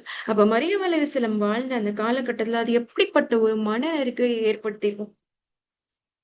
ஆனா அந்த மன நெருக்கடியில இருந்து அவங்கள வெளிய கொண்டு வந்தது எது அப்படின்னு சொன்னா, அவங்களுக்கு அவங்களுடைய இறைவனை பற்றி இருந்த தெளிவான அறிவும், நம்பிக்கையும் தான். அன்பான சகோதரிகளா, மரியம் அலைஹிஸ்ஸலாமுக்கு அல்லாஹ் யார் அப்படின்ற ஒரு தெளிவான புரிதல் இருந்துச்சு. அல்லாஹ் யார் அப்படின்ற தெளிவான புரிதல் இருந்தனால அல்லாஹ்வுடைய புறத்துல இருந்து வந்த கட்டளைய அவங்க தெளிவா ஏத்துக்கிட்டாங்க. அந்த கட்டளைய தெளிவா ஏத்துக்கிட்டனால அல்லாஹ்வை பலமாக பிடிச்சிட்டு தான் அந்த குழந்தைய கைக்குழந்தையோட போய் அந்த ஊருக்குள்ளேயே நுழையக்கூடியவங்களா இருந்தாங்க. வேற யார் அந்த இடத்துல இருந்தாலும் சூசைட் பண்ணி இறந்திருப்பாங்க. தன்னுடைய உயிரை தானே மாற்றிக் கொள்ளக்கூடிய ஒரு நெருக்கடியான இடத்துக்கு வந்து அவங்க போயிருப்பாங்க. ஆனா அல்லாஹ்வை பற்றிய அறிவு இருந்ததுனால, ரப்பு மேல அவ்வளவு நம்பிக்கை இருந்தனால, அப்படி ஒரு நெருக்கடியான கட்டத்துல இருந்து மரியம் அலைஹிஸ்ஸலாம் வெளிய வரக்கூடியவங்களா இருந்தாங்க அப்படின்னு சொன்னா, அவங்களுக்கு அந்த இடத்துல உதவி செஞ்சது அவங்களுக்கான ஞானமும், அந்த ஞானத்துடைய வெளிப்பாடாக அல்லாஹ் மேல இருந்த நம்பிக்கையும். இன்னைக்கு நம்மளும் மரியம் அலைஹிஸ்ஸலாம் அளவுக்கு மோசமான பிரச்சனைகளை கடந்து வரலன்னா கூட நம்மளுடைய வாழ்க்கையிலும் நிறைய சிக்கலான சூழல்கள் இருக்குதானே. எதுக்குடா உயிரோட வாழ்றோம், இங்க மண்ணுக்கு மேல இப்படி சிரமப்படுறதுக்கு மண்ணுக்கு கீழே கபருக்குள்ள போயிடலாம் போல அப்படின்னோ, இல்ல கபருக்கு போற வரைக்கும் எனக்கு இவ்வளவு கஷ்டம் தானா அப்படின்னு சொல்லி ஒவ்வொரு நாளும் நம்மள நாமளே எவ்வளவு நொந்துக்கிறோம் சிஸ்டர்ஸ். அப்ப நொந்து கொள்ளக்கூடிய நேரத்துல ஏன் நம்மளால மரியம் அலைஹிஸ்ஸலாம் மாதிரி அவ்வளவு ஸ்ட்ராங்கா கான்பிடென்ட்டோட அந்த பிரச்சனைகளை எதிர்கொள்ள முடியல அப்படின்னு சொன்னா, நமக்கு முதல்ல அல்லாஹ் யார் அப்படின்ற அறிவே இல்ல. அல்லாஹ் யார், என்ன படைச்ச என் ரப்பு எப்படிப்பட்டவன் அப்படின்ற ஞானமே இல்ல. என்னுடைய ரப்ப பத்தி நான் தெரிஞ்சுக்காததுனால எனக்கு எல்லாமே வந்து பெருசா தெரியுது. அல்லாஹ் அப்படின்ற அந்த விஷயத்துடைய மகத்துவத்தை, அல்லாஹ் அக்பரா இருக்கான் அப்படின்ற அந்த ஒரே ஒரு விஷயத்தை ரியலைஸ் பண்ணிட்டோம் அப்படின்னு சொன்னா, நம்ம கண்ணுக்கு முன்னாடி இருக்கக்கூடிய எந்த பிரச்சனையா இருந்தாலும் சரி, இல்ல எந்த மனிதர்களாக இருந்தாலும் சரி, இல்ல எவ்வளவு பெரிய நெருக்கடியா இருந்தாலும் சரி, எல்லாமே அல்லாஹ்வோட சிறுசா தான் தெரியும். அல்லாஹ் யார் அப்படின்றது சரியா தெரியாதனாலதான் எல்லா பிரச்சனையும், எல்லா பயமும், எல்லா நெருக்கடியும், எல்லா மனிதர்களும் அல்லாஹ்வை விட பெருசா தெரியுறாங்க. அதனாலதான் பயந்து உடைஞ்சு சிதறி அப்படியே உள்ளத்துக்குள்ளேயே வச்சு வெதும்பி நம்மள நாமளே வந்து வருத்திக் கொள்ளக்கூடிய மனிதர்களா மாறிடும். அதனாலதான் நபி ஸல்லல்லாஹு அலைஹி வஸல்லம் சொல்றாங்க, ஒரு மனிதனை ஒரு விஷயம் கண்ணியப்படுத்தும். ஒரு மனிதனை ஒரு விஷயம் கண்ணியப்படுத்தும் அப்படின்னு ஒண்ணு இருக்கு அப்படின்னா, அது அந்த மனிதன் தன்னுடைய இறைவனை பற்றி தெரிந்து வைத்துக் கொள்ளக்கூடிய அந்த மாரிஃபத் அப்படின்ற அல்லாஹ்வை அறியக்கூடிய அந்த அறிவு தான் அப்படின்னு சொல்றாங்க. அல்லாஹ்வை அறியக்கூடிய அறிவு ஒரு மனிதனுக்கு எந்த அளவுக்கு அதிகமா இருக்கும். இப்ப எனக்கு என்னோட ரப்ப பத்தி எவ்வளவு அதிகமா தெரியுதோ, அல்லாஹ் எனக்கு அவ்வளவு கண்ணியத்தை கொடுப்பானாம். அப்ப அல்லாஹ்வை பற்றி நம்மளுடைய அறிவு குறைவா இருக்கு அப்படின்னா, நம்மளுடைய கண்ணியமும், நம்மளுடைய மரியாதையும் ரொம்ப கம்மியா தான் இருக்குமா சகோதரிகளே. அப்ப சுப்ஹானல்லாஹ், இன்னைக்கு அல்லாஹ்வுடைய ஈடு இணையே இல்லாத கருணையால நம்முடைய அறிவை பலப்படுத்தக்கூடிய இந்த பாதையில நம்ம முதல்ல தெரிஞ்சுக்க வேண்டியது என்ன அப்படின்னு சொன்னா, நம்முடைய அறிவு அப்படின்னு சொல்லி நான் இதை ஸ்ட்ரென்தன் பண்ணும் அப்படின்னு போகும்போது, நான் எங்க இருந்து ஸ்டார்ட் பண்ணும் அப்படின்னு சொன்னா, என்னுடைய ரப்ப பத்தி தெரிஞ்சுக்க கூடிய அந்த மாரிஃபத் அப்படின்ற அந்த அந்த இடத்துல இருந்து தான் நம்ம ஸ்டார்ட் பண்ணோம் அப்படின்றத நம்ம தெரிஞ்சுக்கணும். சுப்ஹானல்லாஹ். அப்ப இந்த வரலாறு முழுக்க பார்த்தோம் அப்படின்னு சொன்னா, இஸ்லாமிய வரலாறு முழுக்க பார்த்தோம் அப்படின்னு சொன்னா, ஒவ்வொரு மனிதனும், ஒவ்வொரு நம்பிக்கையாளரும், ஒவ்வொரு நபிமார்களும் ஜெயிச்சு வரும்போது, அந்த கடினமான காலகட்டம் இருக்குல்ல, கிளைமாக்ஸ் அப்படின்னு சொல்லுவாங்கல்ல, அந்த கிளைமாக்ஸ கடந்து வர்ற எல்லா ஹிஸ்டரியும் எடுத்து பார்த்தோம் அப்படின்னா, அங்க யார் இருப்பாங்க அப்படின்னா, அங்க அவங்களுடைய அறிவு இருந்திருக்கும். அந்த அறிவு எப்படிப்பட்ட அறிவா இருந்திருக்கும்? எனக்கு இவ்வளவு அறிவு இருக்கு அப்படின்ற பெருமை சார்ந்த அறிவா இருந்திருக்காது. எனக்கு இவ்வளவு அறிவு இருக்கு. அது என்ன அறிவு? எனக்கு என்னுடைய இறைவன் இப்படிப்பட்டவன் அப்படின்ற அறிவு இருக்கு. என் ரப்பு யார் அப்படின்ற அறிவு இருக்கு.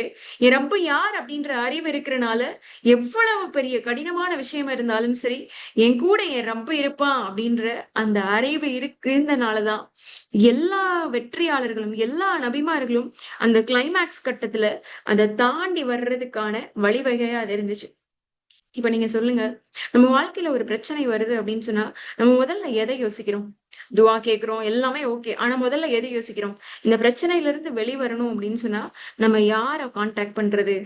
எந்த மனிதரை அணுகணும் அப்படின்னு சொன்னா, இதுல இருந்து நமக்கு வந்து ஈஸியா வந்து இது நடக்கும். ஃபார் எக்ஸாம்பிள், இப்ப நமக்கு ஒரு சர்டிபிகேட்டே வேணும்னு வச்சுக்கோங்களேன். பர்த் சர்டிபிகேட்ல வந்து பேர் மாத்தணும். ஸ்பெல்லிங் வந்து மிஸ்டேக்கா இருக்கு. பர்த் சர்டிபிகேட்ல ஸ்பெல்லிங் மிஸ்டேக் இருக்கு. இது எப்படி வந்து சீக்கிரமா சரியாயிரும்? இந்த ப்ராசஸ்க்கு வந்து குறைஞ்சது வந்து 14 நாள் ஆகும். ஆனா எனக்கு இப்ப எமர்ஜென்சியா இருக்கு. நான் பாஸ்போர்ட்க்கு அப்ளை பண்ணணும். எனக்கு இது வந்து 1 வாரத்துக்குள்ள வேணும். நான் என்ன செய்யறது அப்படின்னு சொன்னா, நம்மளுடைய மனசு முதல்ல எங்க போகும்? கலெக்டர் ஆபீஸ்ல வந்து நமக்கு யாரு தெரியும்? யார் மூலமா போனோம் அப்படின்னு சொன்னா இது சீக்கிரம் செஞ்சிடலாம். இல்ல அப்படின்னு சொன்னா எவ்வளவு பைசா கொடுத்தா இது ஈஸியா கிடைச்சிரும். இது ஒரு சாதாரண சிம்பிளான எக்ஸாம்பிள் தான். ஆனா இந்த எக்ஸாம்பிள் நமக்கு புரியணும் அப்படின்றதுக்காக நான் சொல்றேன். அப்ப நம்மளுடைய மனசு நமக்கு எந்த பிரச்சனை இருந்தாலும் சரி, இல்ல எவ்வளவு பெரிய சேலஞ்ச் இருந்தாலும் சரி, இதை எப்படி ஈஸியா செய்யறது? இதை யார் அப்ரோச் பண்ணோம் அப்படின்னு சொன்னா சீக்கிரம் நடந்துரும் அப்படின்னு சொல்லிட்டு நம்ம சுத்தி இருக்கக்கூடிய மனிதர்களை நினைக்கக்கூடியவங்களா தான் இருக்கோம். ஏன் அப்படின்னு சொன்னா நம்மளுடைய இறைவனுடைய வல்லமை என்ன, நம்மளுடைய ரப்பு எவ்வளவு மகத்துவமானவன் அப்படின்ற அந்த ஞானம் நமக்கு இல்லாததுனாலதான் நம்மளுடைய அறிவை நம்மளை சுத்தி இருக்கக்கூடிய இந்த விஷயத்திலயும் முடிஞ்சு போயிருது. ஆனா இப்ப வந்து யூனுஸ் அலைஹிஸ்ஸலாம் எடுத்தோம் அப்படின்னு சொன்னா அந்த மீனுடைய வயிறு இருக்குல்ல, அவ்வளவு பெரிய ப்ளூ வேலுடைய பிரம்மாண்டமான அந்த வயிறு எல்லாம் வந்து 3 இருள்கள்னு சொல்றான். அவ்வளவு டார்க்கான இருள், ஆழ்கடலோட இருள், அதுக்கப்புறம் வந்து அந்த மீன் வயிற்றுடைய இருள், அந்த மீன் வயிற்றுடைய இருளை தாண்டி இரவுடைய இருள். நைட்டா இருக்கு, அது ரொம்ப ஆழமான ஆழ்கடலா இருக்கு, ஓஷனா இருக்கு. அந்த ஓஷனுக்குள்ள அந்த மீனுடைய வயிறுக்குள்ள கருகும்னு இருட்டா இருக்கு. அப்ப இந்த 3 இருட்டான இருள்கள்ல யூனுஸ் அலைஹிஸ்ஸலாமுக்கு எந்த எந்த உதவியாளரை தெரிஞ்சுச்சு? எந்த மனிதரை தெரிஞ்சுச்சு? யாராவது அவங்கள வந்து கப்பல்ல வந்து காப்பாத்தி கூட்டிட்டு போனாங்களா? மீனுடைய வாயை அறுத்து உள்ள இருந்து வெளியே எடுத்து கூட்டிட்டு போனாங்களா? இல்ல எந்த மனிதரை அவங்க கூப்பிட்டாங்க? இல்ல யார் வந்து அந்த இடத்துல உங்களுக்கு உதவி செஞ்சாங்க? யாருடைய நினைப்பு அவங்களுக்கு வந்துச்சு? இதை விட ஒரு நெருக்கடியான கட்டம் இருக்க முடியுமா அப்படின்னு சொன்னா கஷ்டம் தான். பிசிக்கலா யோசிச்சு பார்த்தோம் அப்படின்னா. அப்ப இந்த நெருக்கடியான கட்டத்துல யூனுஸ் அலைஹிஸ்ஸலாம அந்த மீன் வயிற்றுல இருந்து ஒரு விஷயம் வெளியே கூட்டிட்டு வந்துச்சு அப்படின்னு சொன்னா அவங்களுடைய உடல் பலம் இல்ல, அவங்களுடைய மனபலம் இல்ல, அவங்களுடைய அறிவுடைய பலம் தான் அவங்கள அந்த இடத்துல இருந்து கூட்டிட்டு வந்துச்சு. அறிவோட பலம் இங்க என்ன செஞ்சுச்சு? அறிவுக்கு இங்க என்ன ரோல் இருக்கு அப்படின்னு சொன்னா அவங்களுக்கு ஒண்ணு மட்டும் தெளிவாயிடுச்சு. ச்சே, நம்மளுடைய இறைவன் கிட்ட இருந்து கட்டளை வர்றதுக்கு முன்னாடியே நம்ம இப்படி வந்துட்டோமே. அப்ப அல்லாவே, நான் கண்டிப்பா பாவம் செய்யக்கூடிய ஒரு அடிமை. எனக்கு நானே அநியாயம் செஞ்சுட்டேன். ஆனா நீ எந்த கலங்கமுமே இல்லாத பரிசுத்தமானவன். தயவு செஞ்சு என்னை மன்னிச்சிரு அப்படின்றதுதான். அப்படின்ற அந்த அறிவு இருந்தனாலதான் அவங்க என்ன செஞ்சாங்க? அல்லாஹ்வுடைய ஆற்றல் எவ்வளவு மகத்துவமானது அப்படின்ற ஒரே ஒரு அறிவு இருந்தனால இந்த மீன் வயிறு நமக்கு தான் கஷ்டமானது. இந்த ஆழ்கடலோட இருட்டு நமக்கு தான் பயத்தை ஏற்படுத்தக்கூடியது. இந்த மொத்த உலகத்துடைய இருட்டு நம்மளதான் வந்து அப்படியே அரள செஞ்சிரும். ஆனா இது எல்லாமே அல்லாஹ்வுக்கு ஒண்ணுமே இல்லை அப்படின்ற அல்லாஹ்வுடைய அந்த மகத்துவ அப்படின்ற அந்த அறிவு இருந்தனாலதான் யூனுஸ் அலைஹிஸ்ஸலாம் என்ன செஞ்சாங்க? லா இலாஹ இல்லா அன்த சுப்ஹானக இன்னி குன்து மினல் ஸாலிமீன். லா இலாஹ இல்லாஹ், வணக்கத்திற்கு தகுதியானவன் இல்லா அந்த, உன்னை தவிர யாருமே இல்ல. ரப்பே நீதான் மகத்துவமானவன், நீதான் எஜமான்.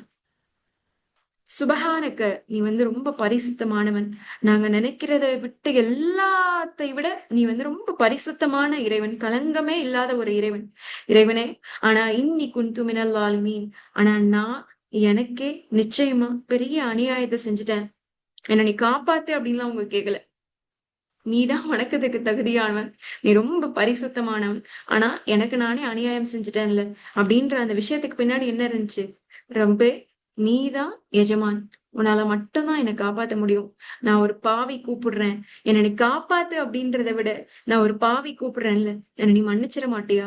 ப்ளீஸ் டா அல்லாஹ் அப்படின்ற அல்லாஹுவை பற்றிய அந்த அறிவுதான் யூனுஸ் அலைஹிஸ்ஸலாம அந்த மிகப்பெரிய 3 பிரம்மாண்டமான இருள்களை விட்டு வெளியே கூட்டிட்டு வந்து விட்டுச்சு சகோதரிகள். சுப்ஹானல்லாஹ். இந்த அறிவைத்தான் இந்த அறிவுதான் ஒரு இறை நம்பிக்கையாளரை பலப்படுத்தக்கூடிய அறிவு. நம்ம பேசக்கூடிய அறிவு மேக்ஸையோ சயின்ஸையோ இது எல்லாத்தையுமே தாண்டி எல்லாமே, எந்த விஷயமா இருந்தாலும் அதோடைய மைய புள்ளி, அதோடைய தொடக்கமும் இறுதியும் எது அப்படின்னு சொன்னா ஸ்டார்டிங் பாயிண்ட், எண்டிங் பாயிண்ட், அதே மாதிரி மைய புள்ளி சென்டர் பாயிண்ட் எல்லாமே எங்க கனெக்ட் ஆயிருக்கு அப்படின்னா ஒரே ஒரு முடிச்சுலதான் கனெக்ட் ஆயிருக்கு. அது ஒரு அப்துக்கு அவனுடைய இறைவனை பற்றிய அந்த அறிவுதான் மாரிஃபத்துல்லாஹ், அல்லாஹ்வை பற்றிய அந்த அறிவுதான் ஒரு இறை நம்பிக்கையாளருடைய அறிவாற்றலை பலப்படுத்தக்கூடியதா மட்டும் இல்லாம அவருடைய மொத்த வாழ்க்கையும் அர்த்தமுள்ளதா மாத்திரும் அப்படின்னு சொன்னா சுப்ஹானல்லாஹ். அப்படிப்பட்ட ஒரு அறிவு தேடலை நோக்கி பயணிக்கக்கூடிய மனிதர்களாக ஏக இறைவன் உங்களையும் என்னையும் ஆக்கி அருள் புரிய வேண்டும் அப்படின்னு சொல்லி நான் பிரார்த்தனை செஞ்சுக்கிறேன். அன்பானவர்களா, இப்ப வந்து ஏற்கனவே வந்து நம்ம நிறைய எக்ஸாம்பிள்ஸ் பார்த்தோம் தானே. அறிவாற்றலுக்கு வந்து உகந்தவங்க அப்படின்னு சொல்லி நிறைய எக்ஸாம்பிள்ஸ் பார்த்தோம்.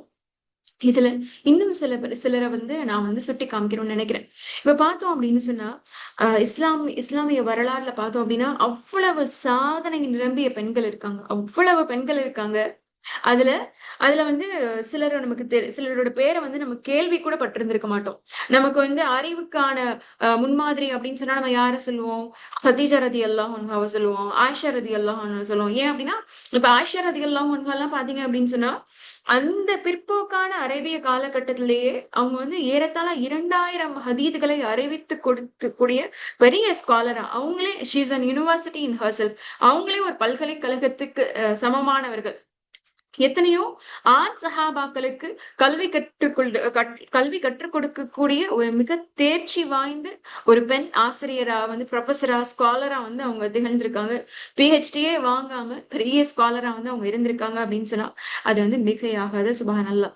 இப்ப கதீஜா ரலியல்லாஹு அன்ஹாவை எடுத்துட்டோம் அப்படின்னு சொன்னா அவங்க நபி ஸல்லல்லாஹு அலைஹி வஸல்லம் திருமணம் பண்றதுக்கு முன்னாடியே அறிவாற்றல் நிறைந்த ஒரு மிக பெரிய சக்சஸ்ஃபுல்லான ஒரு பிசினஸ் விமன். ரொம்ப அழகான முறையில ட்ரேடிங் செய்யக்கூடியவங்களாக ரொம்ப செல்வ சீமாட்டியாக இருந்தாங்க. அப்படி பிசினஸ் சார்ந்த இன்டெலிஜென்ஸ் மட்டும் இல்ல, அவங்களுக்கு அவங்களுடைய உணர்வுகளை எப்படி கையாளணும் அப்படின்ற எமோஷனல் இன்டெலிஜென்ஸும் சுபானல்லாஹ் அவ்வளவு ஸ்ட்ராங்கா இருந்துச்சு.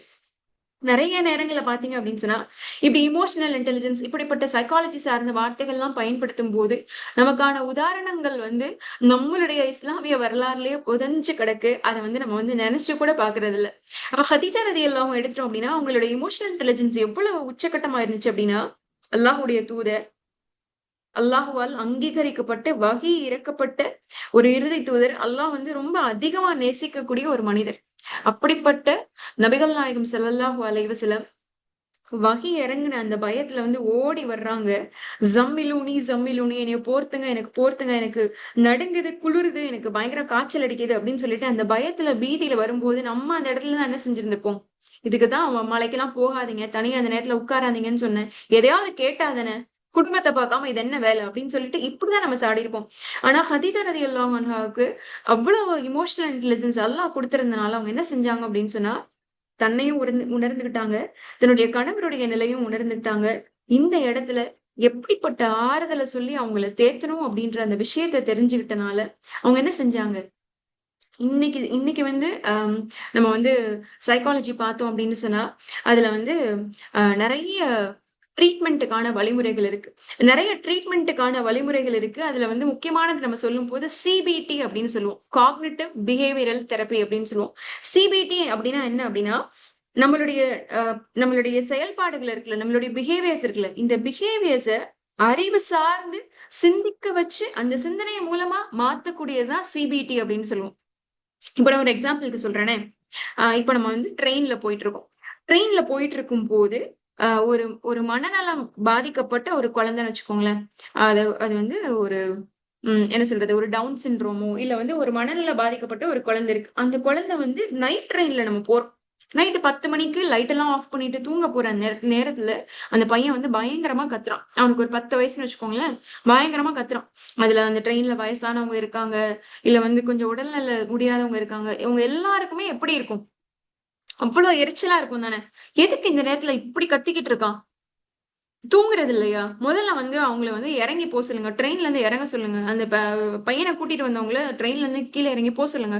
எரிச்சலா இருக்கு. காலையில எங்களுக்கு வேலை இருக்கு. அப்படி இப்படின்னு சொல்லிட்டு அவ்வளவு எரிச்சலா கோவம் வரும்ல. இப்ப இதுதான் வந்து சிச்சுவேஷன். இப்ப இந்த சிச்சுவேஷன் வந்து மாறல. ஆனா, இப்ப என்ன நடக்குது அப்படின்னு சொன்னா, ஒருத்தர் வந்து போய் கேட்கிறாரு. ஏன் வந்து இந்த பையன் அப்படி கத்துறான் அப்படின்னு சொல்லிட்டு கூட வந்திருக்க தாத்தா, பாட்டிட்ட போய் கேட்கிறாரு. அப்ப அவங்க சொல்றாங்க, இல்ல இவனுக்கு வந்து சின்னதுல இருந்தே மனநலம் பாதிக்கப்பட்டிருக்கு. அது மட்டும் இல்லாம, அவங்க அப்பாவும், அம்மாவும் ஒரு ஆக்சிடென்ட்ல வந்து இறந்துட்டாங்க. அதனால அம்மா, தாத்தா இல்லாத ஒரு அனாதை குழந்தை. நாங்க தான் அத பார்த்துட்டு இருக்கோம். அதனால வந்து நாங்க வந்து அவன இந்த இறுதி சடங்கு முடிஞ்சுட்டு, நாங்க எங்க ஊருக்கு கூட்டிட்டு போயிட்டு இருக்கோம். அவன வந்து எங்களால கண்ட்ரோல் பண்ண முடியல அப்படின்னு சொல்லி சொல்றாங்க. இதுதான் காரணம்னு சொல்றாங்க. இப்ப இவர் என்ன செய்யறாரு? இந்த காரணம் கேட்டவர் போய் அந்த கம்பார்ட்மெண்ட்ல இருக்க எல்லார்கிட்டயும் இதுதான் ரீசன்னு சொல்றாரு. இப்ப சூழல் மாறல. இன்னும் அந்த பையன் கத்திட்டு தான் இருக்காப்ல. ஆனா, நம்ம பார்த்த அந்த பார்வை இருக்குல்ல, அந்த காக்னிஷன் அந்த அறிவு உள்ள போனனால, அறிவாற்றலுக்கான சரியான காரணம் உள்ள போனனால, இப்ப என்ன ஆயிருது?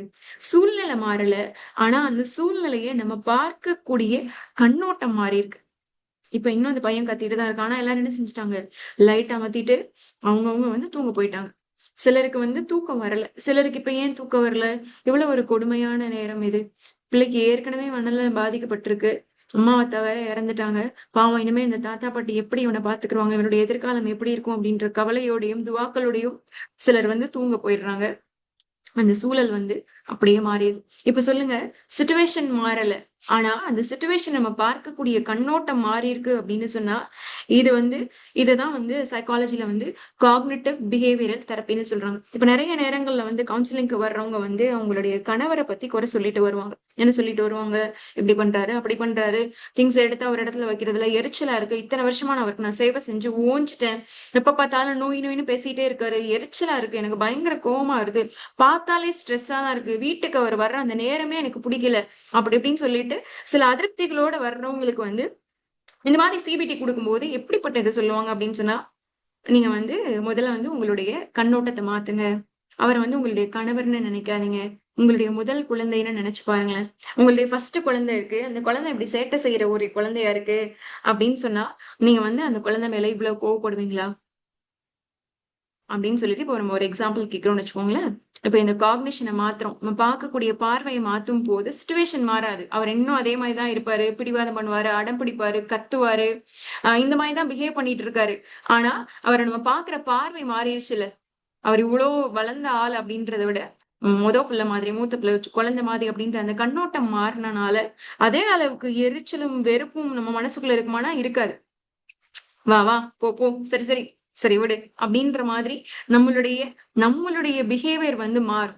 இப்ப இதுதான் வந்து அத்தனை 1000 வருஷத்துக்கு முன்னாடி, ஏறத்தாழ 1400 வருஷத்துக்கு முன்னாடி ஹதீஜா ரதியல்லாஹு அன்ஹா இந்த தெரப்பியை தான், இந்த டெக்னிக்கை தான் சிபிடி அப்படின்ற பேர் இல்லாம இம்ப்ளிமெண்ட் பண்ணக்கூடியவங்களா இருந்தாங்க. மாஷா அல்லாஹ். அதற்கு காரணம் அவங்களுடைய அழகான மதிநுட்பமும் அவங்களுடைய எமோஷனல் இன்டெலிஜென்ஸ். என்ன செஞ்சாங்க? நபிசல்லாஹு வகியுடைய அதிர்ச்சியில ஜிப்ரீல் அலைஹிஸ்ஸலாம் வானத்துல இருந்து பூமி வரைக்கும் இருக்கக்கூடிய பெரிய ஹைட்ல பார்த்த அந்த உருவத்துடைய தோற்றத்துல பயந்து ஓடி வரும்போது, ஜம்மிலூனி என்ன போத்துங்க போத்துங்கன்னு பயந்து வரும்போது ஹதீஜா ரலியல்லாஹு என்ன செஞ்சாங்க? அழகா ரசூலுல்லாஹ் வந்து அரவணைச்சுக்கிட்டாங்க. நபிசல்லாஹு அழகா அரவணைச்சு என்ன செஞ்சாங்க? யா ரசூலல்லாஹ், நீங்க வந்து இது வந்து உங்களுக்கான அருள் தான். நீங்க கண்டிப்பா இதுக்கு முன்னாடியே, நீங்க வந்து நபியாகிறதுக்கு முன்னாடியே நீங்க வந்து உறவினர்களை ஆதரிக்கக்கூடியவங்களா இருந்தீங்க. உங்கள்ட்ட உதவின்னு கேட்டு வந்தவங்களுக்கு வந்து உதவி செய்யக்கூடியவங்களா இருந்தீங்க. உங்களை வெறுக்கிறவங்க கூட கூட நீங்க வந்து நல்ல முறையில நடக்கக்கூடியவங்களா இருந்தீங்க. நீங்க வந்து உண்மையாளரா இருந்தீங்க அப்படின்னு சொல்லிட்டு ஹதீஜா ரலியல்லாஹு நபி ஸல்லல்லாஹு அலைஹி வஸல்லம் நல்ல விஷயங்கள் எல்லாம் சுட்டி காமிச்சு, இப்படி இருக்கக்கூடிய ஒரு மனிதருக்கு இது அருளாதான் இருக்குமே தவிர இது தண்டனையோ இல்ல அல்லாஹுடைய கோபமாவோ இருக்காது அப்படின்னு சொல்லிட்டு அழகா அவங்கள ஆதரிச்சது மூலமா நபி ஸல்லல்லாஹு அலைஹி வஸல்லமுடைய அந்த சிச்சுவேஷன் சேஞ்ச் ஆகல. அந்த பயம் பயம் வந்து உடனே போகல. ஆனா அந்த பயத்தை அவங்க யோசிச்ச அந்த பார்வை, அவங்களுடைய அந்த கண்ணோட்டம், காக்னிஷன் வந்து மாறுச்சு. காக்னிஷன் மாறினால என்ன ஆச்சு? சுப்ஹானல்லாஹ். அடுத்தடுத்தும் நபி ஸல்லல்லாஹு அலைஹி வஸல்லம் வந்து வஹீயுடைய அந்த கணத்தை தாங்கிக் கொள்வதற்கு அவங்களே தயார்படுத்திக்கக்கூடிய நிலைக்கு அவங்களால போக முடிஞ்சுச்சு. ஒரு இறை தூதருக்கு போக முடிஞ்சுச்சு. இன்னைக்கு இஸ்லாம் அப்படின்ற கிஃப்ட் நம்ம கையில இருக்கு அப்படின்னு சொன்னா சுப்ஹானல்லாஹ். அன்னைக்கு ஹதீஜா ரதியல்லாஹு அன்ஹா அந்த முதல் வஹீயின் போது அரவணைத்து நபி ஸல்லல்லாஹு அலைஹி வஸல்லமுடைய தாட் ப்ராசஸ மாத்துறனாலதான் சுப்ஹானல்லாஹ் இன்னைக்கு இவ்வளவு பெரிய ஆஹ் இந்த இந்த உலகத்துல வந்து 200 கோடி பேர் வந்து இஸ்லாத்தை வந்து பலமா பிடிச்சிருக்காங்க அப்படின்னா, அன்னைக்கு ஹதீஜா ரதியல்லாஹு அன்ஹா அப்படின்ற அந்த அறிவார்ந்த பெண்ணுடைய இமோஷனல் இன்டெலிஜென்ஸ் தான் வந்து காரணம் சகோதரிகளா. சுப்ஹானல்லாஹ். இது யோசிச்சு பார்க்கலையே எப்படி புல்லரிக்குது. ஆயிஷா ரலியல்லாஹு அன்ஹா கூட சொல்லுவாங்க, கடைசி காலம் வரைக்கும் அந்த கிழவிய பத்தியே அவர் பேசிட்டு இருப்பாரு அப்படின்னு சொல்லிட்டு. யார பத்தி அப்படின்னா ஹதீஜா ரலியல்லாஹு அன்ஹா பத்தி. அவங்களுடைய மரணத்துக்கு அப்புறமும் எப்ப பார்த்தாலும் ரசூலுல்லாஹ் வந்து என்ன செய்வாங்களாம்? ஹதீஜா ரலியல்லாஹு அன்ஹா பத்தியும் அவங்களுடைய ஃப்ரெண்ட்ஸுக்கு, அவங்களுடைய உறவினர்களுக்கு உபசரிக்கிறத ஒரு பெரிய கடமையாவும் நினைச்சு செஞ்சுட்டு இருப்பாங்களாம். அவங்க அழகா சொல்லுவாங்களாம், ருசிக்து ஹுப்பஹா, அல்லாஹ் எனக்கான அருளை ஹதீஜாவுடைய நேசத்துக்குள்ளதான் ஒளிச்சு வச்சிருந்தான் அப்படின்னு சொல்லி. சுபஹானல்லாஹ். அப்ப அவ்வளவு மகத்துவம் வாய்ந்த ஒருத்தவங்கள ஹதீஜா ரலியல்லாஹு அன்ஹா இருந்தாங்க அப்படின்னு சொன்னா, நம்மளுடைய நம்மளுடைய அன்னை, இறைநம்பிக்கையாளர்களுடைய அன்னையில வந்து மூத்தவங்க அவங்க இருந்தாங்க அப்படின்னா அவங்களுடைய அறிவுதான், இன்னைக்கு வரைக்கும் உலகத்துல வந்து பல இடங்கள்ல வந்து அவங்கள ஒரு எக்ஸாம்பிளா சொல்லி காமிக்கிறதுக்கான சூழலையும் வாய்ப்பையும் ஏற்படுத்தி கொடுத்திருக்கு அப்படின்னா அது மிகையானதில்லை. அப்ப இந்த இந்த இந்த எக்ஸாம்பிளுடைய வகையில இதெல்லாம் அந்த காலத்துல சாத்தியம். ஆனா இந்த காலத்துல இப்படி எல்லாம் யாராவது வாழ்றாங்களா அப்படின்னு சொல்லிட்டு நமக்கு ஒரு கேள்வி இருக்கதானே செய்யும். இந்த காலத்திலையும் எத்தனையோ ஆயிரம் இஸ்லாமிய பெண்கள் பலருக்கு முன்மாதிரியாக தங்களுடைய அறிவாற்றலை கொண்டு சாதனை படைச்சிட்டே தான் இருக்காங்க சகோதரிகளா. நமக்குதான் அவங்களையும் தெரியாது, அவங்க பண்ற சாதனைகளையும் தெரியாது. அப்படி சாதனை பண்றதுக்கு அடிப்படையான கல்வி கத்துக்கணும் அப்படின்ற சிந்தனையும் கிடையாது. அதனாலதான் வந்து நம்ம நம்ம வந்து இன்னும் வந்து பிரியாணி செய்யறதுக்கு பாப்புலர் ஆனவங்க அப்படின்ற அந்த பெயரோட வந்து நடமாடிட்டு இருக்கோம். ரொம்ப வேதனையான விஷயம்தான். ஆனா அல்லாஹ் வந்து இன்ஷா அல்லாஹ் இந்த சூழலை மாத்துறதுக்கான முயற்சியை வந்து நம்ம மனசுல வந்து ஏற்படுத்தி கொடுப்பான் அப்படின்ற நம்பிக்கை இருக்கு. சரி, அப்ப அடுத்த அடுத்த காலகட்டம் இப்ப ஹதீஜா ரலியல்லாஹு அன்ஹா, ஆயிஷா ரலியல்லாஹு அன்ஹா இவங்களுடைய காலகட்டங்களுக்கெல்லாம் அப்புறம் வந்து ஒரு எக்ஸாம்பிள் எடுத்துக்கலாம் அப்படின்னு சொன்னா யாருடைய எக்ஸாம்பிள் மிகச்சிறந்தது அப்படின்னு சொன்னா ஃபாத்திமா அல் ஃபிஹ்ரி ரஹ்மத்துல்லாஹி அலைஹி. யாருக்காவது இவங்களோட பேர் கேள்விப்பட்டிருக்கீங்களா? ஃபாத்திமா அல் ஃபிஹ்ரி ரஹ்மத்துல்லாஹி அலைஹி.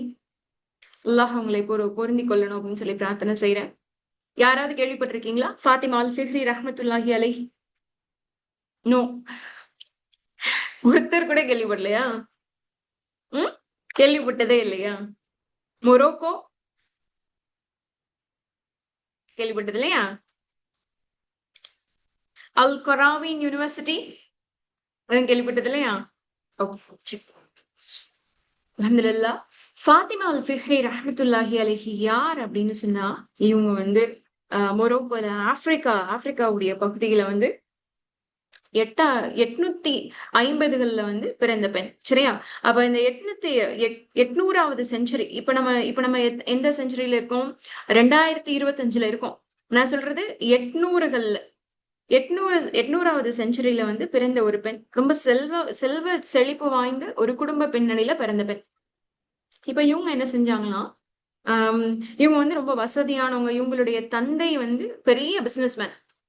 தந்தை பெரிய பிசினஸ் மேனா இருந்தாங்க. அவங்களுடைய குடும்பத்துடைய பின்னணி பார்த்தோம் அப்படின்னு சொன்னா குறைஷிகளுடைய காலகட்டம் இருக்குல்ல, குறைஷிகளுடைய குடும்ப பின்னணியில இருந்து வந்தவங்க தான் வந்து இவங்களுடைய தந்தை ஃபாத்திமா அல் ஃபிஹ்ரி ரஹ்மத்துல்லாஹி அலைஹியுடைய தந்தை. இப்போ ஒரு காலகட்டத்துல என்ன ஆகுது அப்படின்னு சொன்னா அவங்களோட தந்தை, அவங்களுடைய சகோதரர், அவங்களுடைய கணவர் எல்லாருமே மரணிச்சிடுறாங்க. எல்லாருமே மரணிச்சுட்டா அந்த குடும்பத்துடைய பூர்வீக சொத்து பெரிய அளவுல சொத்து அவங்களுக்கு கிடைக்குது. அந்த சொத்து ஃபாத்திமாவுக்கும் இவங்களுடைய சகோதரியான மரியமுக்கும் கிடைக்குது. சரியா? நம்மளா இருந்தா என்ன செய்வோம்? பெரிய சொத்து கிடைக்குது. அப்ப நம்மளுடைய சூழல் எப்படி இருக்கும்? நம்மளுடைய நிலைமை எப்படி இருக்கும்? என்னென்ன செய்வோம் அப்படின்றதும் அது ஒரு புறம் இருக்கட்டும்.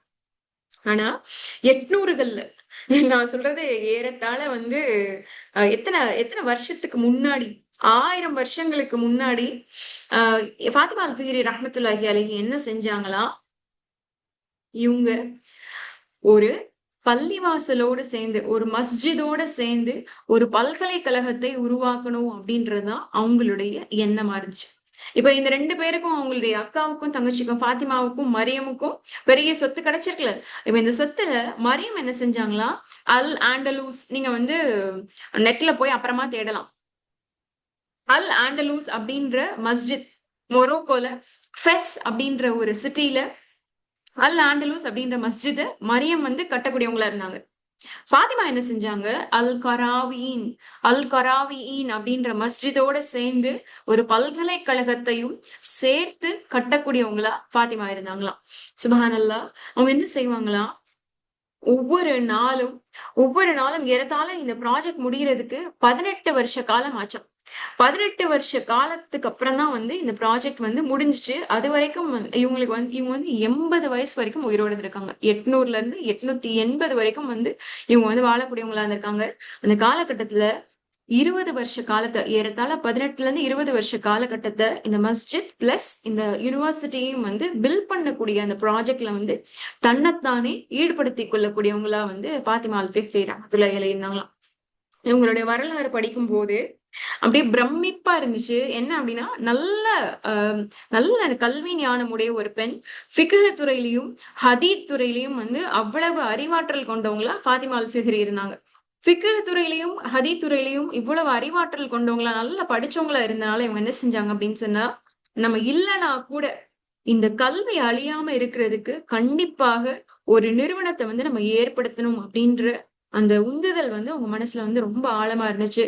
இந்த சமூகத்துக்காக நபிசல்லாசனுடைய இந்த உம்மத்துக்காக கல்விக்காக ஒரு நிலையான விஷயத்த நம்ம செஞ்சிடணும் அப்படின்ற ஒரு ஸ்ட்ராங்கான ஒரு எண்ணம் அவங்களுக்குள்ள இருந்துச்சு. அவங்க என்ன செஞ்சாங்களாம், அவங்களுடைய அந்த பூர்வீக காசை வச்சு இந்த முக்கியமான நகரத்துல ஃபெஸ் அப்படின்ற இந்த ஒரு நகரத்துல பெரிய இடம் ஒண்ணு வாங்குறாங்க. பெரிய இடம் ஒண்ணு வாங்கி அந்த இடத்துடைய கன்ஸ்ட்ரக்ஷன் நடக்குதுல, அந்த இடத்துக்காக பெஸ்ட் இன்ஜினியர்ஸ், பெஸ்ட் ஆர்கிடெக்ட்ஸ் அந்த காலகட்டத்திலேயே 1000 வருஷங்களுக்கு முன்னாடியே அந்த காலகட்டத்திலேயே வந்து சூஸ் பண்ணாங்க. சூஸ் பண்ணி ஒவ்வொரு நாளும் அந்த கட்டுமான பணி நடக்கக்கூடிய இடத்துக்கு நேரடியா போய் அதை ஒவ்வொரு நாளும் என்ன நடக்குது, எப்படி நடக்குது அப்படின்றத ஒவ்வொன்னா சூஸ் பண்ற விஷயத்துல இருந்து இந்த மஸ்ஜித் வந்து இப்படிதான் இருக்கணும், யூனிவர்சிட்டி இப்படிதான் இருக்கணும், ஒலி செய்யக்கூடிய இடம் இப்படிதான் இருக்கணும், அதுல வந்து லைப்ரரி இப்படிதான் இருக்கணும். இன்னைக்கு கூட அந்த யூனிவர்சிட்டி இருக்கு. இன்னைக்கு கூட அந்த யூனிவர்சிட்டியில இருக்கக்கூடிய லைப்ரரிகள்ல உலகத்திலேயே மிக அரிதான புத்தகங்கள் இருக்கு அப்படின்ற அடிப்படையில நிறைய பேர் அந்த பல்கலைக்கழகத்தை தேடி வரக்கூடியவங்களா இருக்காங்க அப்படின்னு சொன்னா எவ்வளவு ஒரு ஆச்சரியமான விஷயம். அவங்களுடைய அந்த அந்த வரலாறுல குறிப்பிட்டிருக்க சகோதரிகளா, அவங்க வந்து அந்த 18 வருஷ காலகட்டமும் டெய்லி நோன்பு வைக்கக்கூடியவங்களா இருந்தாங்களாம். ரப்பே, இதை நான் உனக்காக செய்யறேன், இதை ரொம்ப மகத்துவமானதா சிறப்பானதா ஆக்கி கொடு அப்படின்ற அந்த நீயாவோட 18 வருஷம் ஒருத்தரால நோன்பு வைக்க முடியுமா அப்படின்ற விஷயம் வந்து பிரமிப்பு ஏற்படுத்தக்கூடிய விஷயமா இருந்துச்சு. அப்ப அவங்க என்ன செய்வாங்களாம், அந்த கடைசி காலகட்டத்துல அந்த 18வது வருஷம் அந்த கன்ஸ்ட்ரக்ஷன் முடியிற காலத்துல ஒவ்வொரு நாளும் நோன்பு திறக்கிறது வந்து அவங்க கட்டின அந்த மஸ்ஜித்ல தான் வந்து நோன்பு திறக்கக்கூடியவங்களா இருப்பாங்களாம். சுப்ஹானல்லாஹ். இன்னைக்கு கூட பாத்தீங்க அப்படின்னு சொன்னா இந்த அல் கராவியின், நீங்க வந்து இந்த யூனிவர்சிட்டி பேரை போய் நெட்ல போட்டு தேடலாம். அல் கராவியின் அப்படின்னு சொல்லிட்டு ஃபெஸ்ல மொரோக்கோல இருக்கக்கூடிய அந்த யூனிவர்சிட்டி யுனெஸ்கோவால, ஐநா சபையால அங்கீகரிக்கப்பட்டது மட்டும் இல்லாம கின்னஸ் வேர்ல்ட் சாதனை இருக்குல்ல, கின்னஸ் உலக சாதனை புத்தகத்துல உலகின் பழமை வாய்ந்த யூனிவர்சிட்டி அப்படின்ற பெருமையையும் பெற்றிருக்கு அப்படின்னு சொன்னா அது ஆக்ஸ்போர்ட் யூனிவர்சிட்டி கிடைக்கல, ஹார்வர்ட் யூனிவர்சிட்டிக்கு கிடைக்கல. ஃபாத்திமா அல் ஃபிஹ்ரி அப்படின்ற ஒரு இஸ்லாமிய பெண் தன்னுடைய அறிவாற்றலாலும் அல்லாஹுடைய உதவியாலும் கட்டி எழுப்பிய ஒரு பல்கலைக்கழகத்துக்கு கிடைச்சிருக்கு அப்படின்னு சொன்னா ஃபாத்திமா அல் ஃபிஹ்ரியோடைய இன்ஹெரிட்டன்ஸ் தானே நம்ம எல்லாருமே. நம்மளுடைய சகோதரி தானே, இஸ்லாமிய அடிப்படையில நம்மளுடைய சகோதர சகோதரிகள் தானே அவங்க எல்லாருமே. அப்ப ஃபாத்திமா அல் ஃபிஹ்ரி அப்படின்ற ஒரு சகோதரி நமக்கானவங்க அப்படின்னா அவங்க செஞ்சதுல நம்ம ஏதாவது ஒரு விஷயமா செஞ்சிருக்கோமா, ஒரு செங்கலாவது எடுத்து வைக்கிறதுக்கான முயற்சி செஞ்சிருக்கோமா அப்படின்னா பெரிய கேள்விக்குறி சகோதரி. அப்ப இந்த வாழ்க்கை வரலாறு இது மாதிரி இன்னும் நிறைய ரிச்சான வாழ்க்கை வரலாறு இருக்கு. இதுக்கு என்ன அடிப்படை அப்படின்னு சொன்னா அவங்களுடைய அடித்தளமான கல்வி ஞானம். அந்த கல்வி ஞானத்தோட சேர்ந்து எது செஞ்சாலும் நான் என்னோட ரப்புக்காக செய்யறேன் அப்படின்னு சொல்லக்கூடிய அந்த இஹ்லாஸ், இந்த 2 விஷயமும் சேர்ந்துதான் மிக பிரம்மாண்டமா இன்னைக்கு உலகமே போற்றக்கூடிய உலகின் மிக பழமை வாய்ந்த யூனிவர்சிட்டியா இன்னும் அல் கராவியின் யூனிவர்சிட்டியும் மாஸ்கும் உலகத்துல நிக்குது அப்படின்னு சொன்னா சுபஹானல்லாஹ். அது ஃபாத்திமா அல் ஃபிஹ்ரி அப்படின்ற ஒரு முஸ்லிம் பெண் அவங்களுடைய மகத்தான கல்வி ஞானம் அல்லாஹுடைய உதவியும் தான் அதுக்கு வந்து வழிவகை செஞ்சிருக்கு. சரி, இது ஃபாத்திமா அல் ஃபிஹ்ரி அது 800கள்ல நடந்தது. இப்ப சமகாலத்துல ஏதாவது இருக்கா அப்படின்னு சொன்னா சமகாலத்துல அவ்வளவு பெண்கள் இருக்காங்க. ஆனா நமக்குதான் வந்து அவங்க யாருடைய வரலாறுகளும் தெரியாது, அப்படிதானே? வரலாறு வந்து ரொம்ப ரிச்சானது. ஆனா வந்து நமக்கு வந்து நம்ம வந்து அந்த சைட் நம்ம போறது கூட இல்லை. நம்ம ஏதாவது புத்தகங்கள் படிக்கிற பழக்கமும் போயிருச்சு. இப்ப ஒருவேளை புத்தகம் படிக்கிற காலமா இருந்தா கூட ஏதாவது கதை புத்தகம் இப்படி படிச்சுட்டே வந்து ஓட்டியிருப்போம். இப்ப நான் ஒரு புக்கை சொல்றேன், அந்த புக்கை வந்து வாய்ப்பு இருந்துச்சு அப்படின்னு சொன்னா இன்ஷால்லா வாங்கி படிங்க, தயவு செஞ்சு அல்லாவுக்காக. அந்த புத்தகம் பேர் என்ன அப்படின்னா உயிர் துடிப்புள்ள பெண் ஆளுமைகள். அந்த புக்கோட பேரு உயிர் துடிப்புள்ள பெண் ஆளுமைகள். ரவுஃப் ஜெயின் அப்படின்ற பெண் எழுதியிருக்காங்க. உயிர் துடிப்புள்ள பெண் ஆளுமைகள். ஐஎஃப்டியோடைய புக் இது. இதுல வந்து ஏறத்தாழ 18ல இருந்து 20 பெண் சாதனையாளர்களை பத்தி இந்த ஆத்தர் வந்து இதுல எழுதியிருக்காங்க இந்த புத்தகத்துல. பெரிய புக் இல்ல, ரொம்ப சின்ன புக்கு தான். மொத்தமே வந்து 104 பக்கங்கள் தான் இருக்கும்.